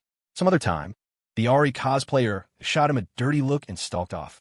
You could have continued, Zara said, suppressing her disgust. Huh, Miss Thorn, I think you misunderstood. I was just gathering intel. Leo bullshitted. Zara glanced at the lipstick on his neck. With your mouth? Yes, he replied, not thinking twice. How else do you gather intel if not by talking? Zara sat down and poured herself a drink. When are you going to make your move? The atmosphere in the club was reaching a fever pitch. On both floors, patrons were losing themselves in the cocktail of alcohol and pheromones. Leo glanced at Petroselli's table. The man was holding court, surrounded by a gaggle of models and a few B-list actresses, all laughing and pouring him drinks. Leo looked away and took a swig of his own high-proof liquor. Get ready. Go cut the power. Buy me some time. After I take care of Petroselli, the crowd will panic. I'll slip out the main entrance. Zara nodded. Using Leo to eliminate Petroselli was perfect. Except Leo wasn't going to be walking out of here alive either. It was time for a double cross.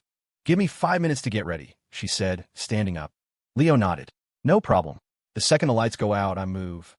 Zara walked away. Leo watched her go before turning back to his drink. She didn't go downstairs immediately.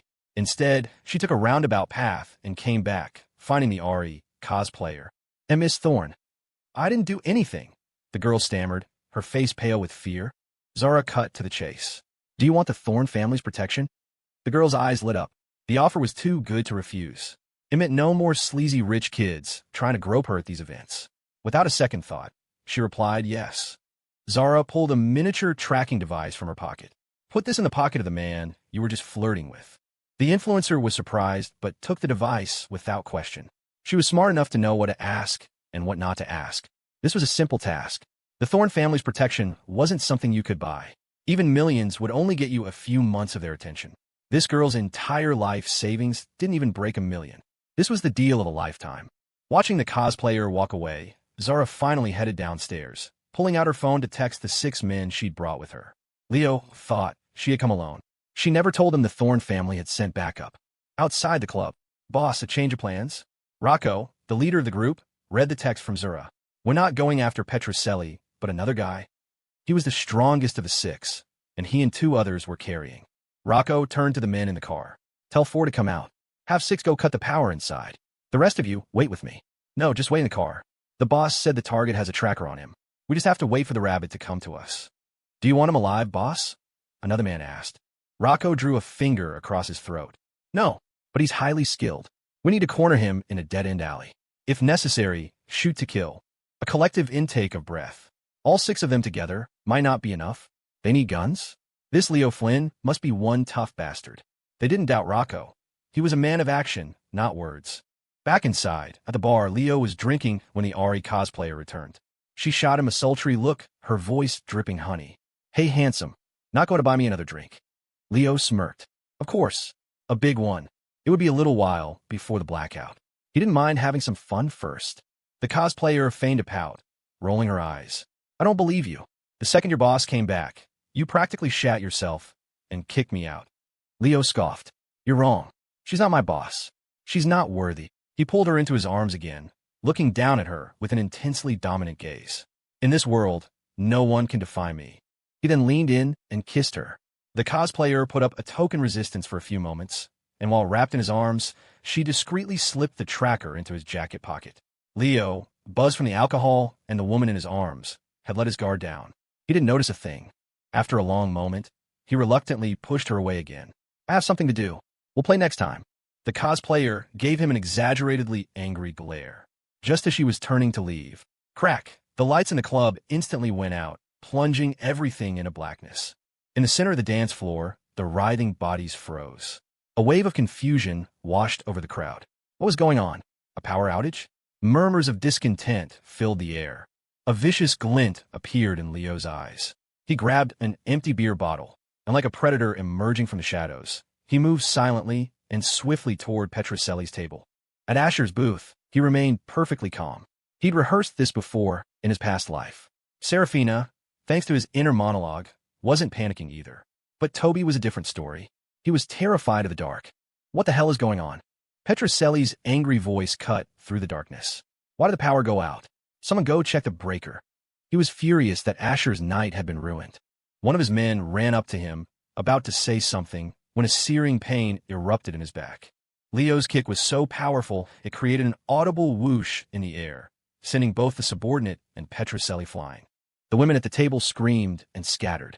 Chaos erupted. Damn it, it's not a power outage, it's an ambush. Petroselli yelled from the floor. Get more men up here. Now. Crash. Leo smashed the bottle over the head of another thug who rushed him, then sent him flying with a single punch, the jagged neck of the bottle still clutched in his hand. He lunged for Petrocelli, aiming for his throat. In the darkness, Petrocelli threw up an arm, blocking the fatal blow with his elbow. Sharp glass dug deep into his flesh. Blood sprayed. "Son of a bitch!" he screamed in pain. "You really want me dead?"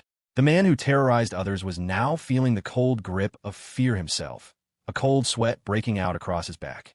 Leo's strength was far greater than his, and every move was a killing blow. More thugs swarmed him. Leo was forced to let go of Petrocelli to deal with them. His movements were a blur of deadly efficiency. The second floor descended into a full-blown riot. The sound of shattering glass was everywhere. Most of the people upstairs were rich kids. The moment their lives were threatened, they ran faster than anyone. They all came for money. None of them wanted to die here. Asher, sitting in the middle of it all, calmly sipped his drink. "Let the music play, let the bodies hit the floor," he muttered himself.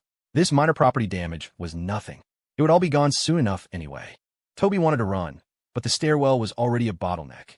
Petrocelli's men were trying to get up while the wealthy patrons, influencers, and celebrities were desperately pushing their way down. The resulting gridlock bought Leo more time to finish the job. This was the first time Serafina had witnessed such brutal violence. Even with Asher right next to her, hearing his thoughts, she couldn't help but be terrified. She edged closer to him. The sounds of the fight grew more intense, punctuated by pain screams. The entire club was in turmoil. Toby's legs had turned to jelly. He tried to crawl toward Asher for protection. Asher blocked him with his foot. "Get a grip. You're a grown man. Are you really scared of a little fight?"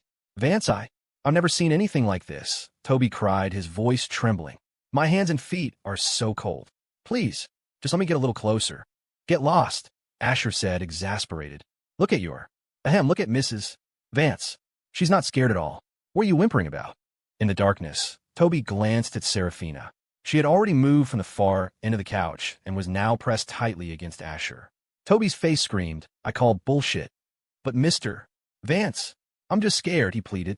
"Oof." Just then, one of Petrocelli's men was kicked through the air and landed near their table with a sickening thud. He writhed on the ground, too hurt to even stand. A ghost.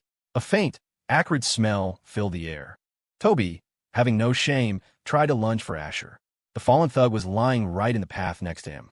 Asher's foot pressed firmly against the coward's chest, holding him back. "Jesus Christ, you're pathetic. It's a person, not a ghost. Can you stop being so damn dramatic?" Asher's eyelid twitched. He felt a warm touch on his other side, which quickly vanished. Serafina's fingers had brushed against him before she pulled her hand back. Asher chose to ignore her shameless attempt to take advantage of the situation. "Dumb woman. What does their fight have to do with you?" "Oh, right, sorry. It does involve you. Your husband is fighting his mortal enemy. I think you should probably stop sitting next to me and go help him. Preferably while running over there and yelling, 'Please stop. Stop. Don't fight anymore. You'll never kill anyone like that.'" Asher thought of something funny and couldn't help but chuckle. At the same time, bang, a gunshot echoed through the second floor, accompanied by a bright muzzle flash. Everyone froze, including Asher. Holy shit, did they actually kill the protagonist? That's not how this is supposed to go. The acrid smell grew stronger. Toby, now completely hysterical, tried to throw himself onto Asher. Fed up, Asher kicked him into a safer corner of the booth. Toby immediately curled into a ball, clinging to the table leg for dear life. He had so much to live for. He didn't want to die here. The moment the shot was fired, someone had already lunged at Asher. A soft, warm body pressed against him, carrying the scent of champagne and faint perfume. It was Serafina. Her face was pale with terror, and she clung to Asher's arm like it was a life raft, refusing to let go. Even as Asher's inner monologue continued its relentless stream of insults, she couldn't bring herself to release him. She was like a drowning person, and he was the only thing keeping her afloat. Bang, bang, bang. 3 more shots rang out in quick succession. That was it. Asher couldn't take it anymore. "Stop. Stop it," he yelled. "Stop fighting. You're going to kill someone like that." But his voice was swallowed by the rising tide of panicked screams. No one heard him. Another wave of the acrid smell wafted over. This time was fainter. Thanks to his martial arts training, Asher's senses were heightened. Even through the thick smell of alcohol, he could identify it. He glanced at Toby, curled up in a corner, and scowled. "You are so pathetic. Next time we go drinking, remember to hit the bathroom regularly. You stink. I'll give you money. Whatever you want, I'll give it to you. Just please, don't kill me." Petroselli was beaten beyond recognition, lying on the floor like a broken dog, his voice a weak whisper. "Remember a man named Lin Yong?" Leo asked playfully. Petroselli's eyes widened. His memory rewound at high speed. He remembered. Lin Yong was a former lackey of his, one with sticky fingers. There was a drug deal, an inside informant, a police sting. To save his own skin, Petroselli had thrown Lin Yong under the bus, letting him take the fall. He remembered Lin Yong had a nephew. A look of pure horror spread across Petroselli's face. "It's you," he croaked. "That's right," Leo said. "Go apologize to my uncle in hell." He delivered a vicious kick, the air whistling as his foot connected with Petroselli's head, snapping his neck with a sickening crack. The fight had taken a toll on Leo, too. A bullet had grazed his arm. He tore off his jacket and wrapped it around the wound, then glanced toward Asher's table. "You useless playboy. You got lucky this time. You're next." Leo took a few steps back, then sprinted forward, launching himself over the railing in a graceful leap from the second floor to the first. He hadn't expected Petroselli's men to be carrying guns. The evidence left at the scene didn't matter. Marcus Thorn would clean it all up. It had taken Leo less than 15 minutes to finish the job. The element of surprise had been on his side. No one had expected a direct assassination attempt tonight. He took advantage of the panicking crowd, blending in and pushing his way toward the exit.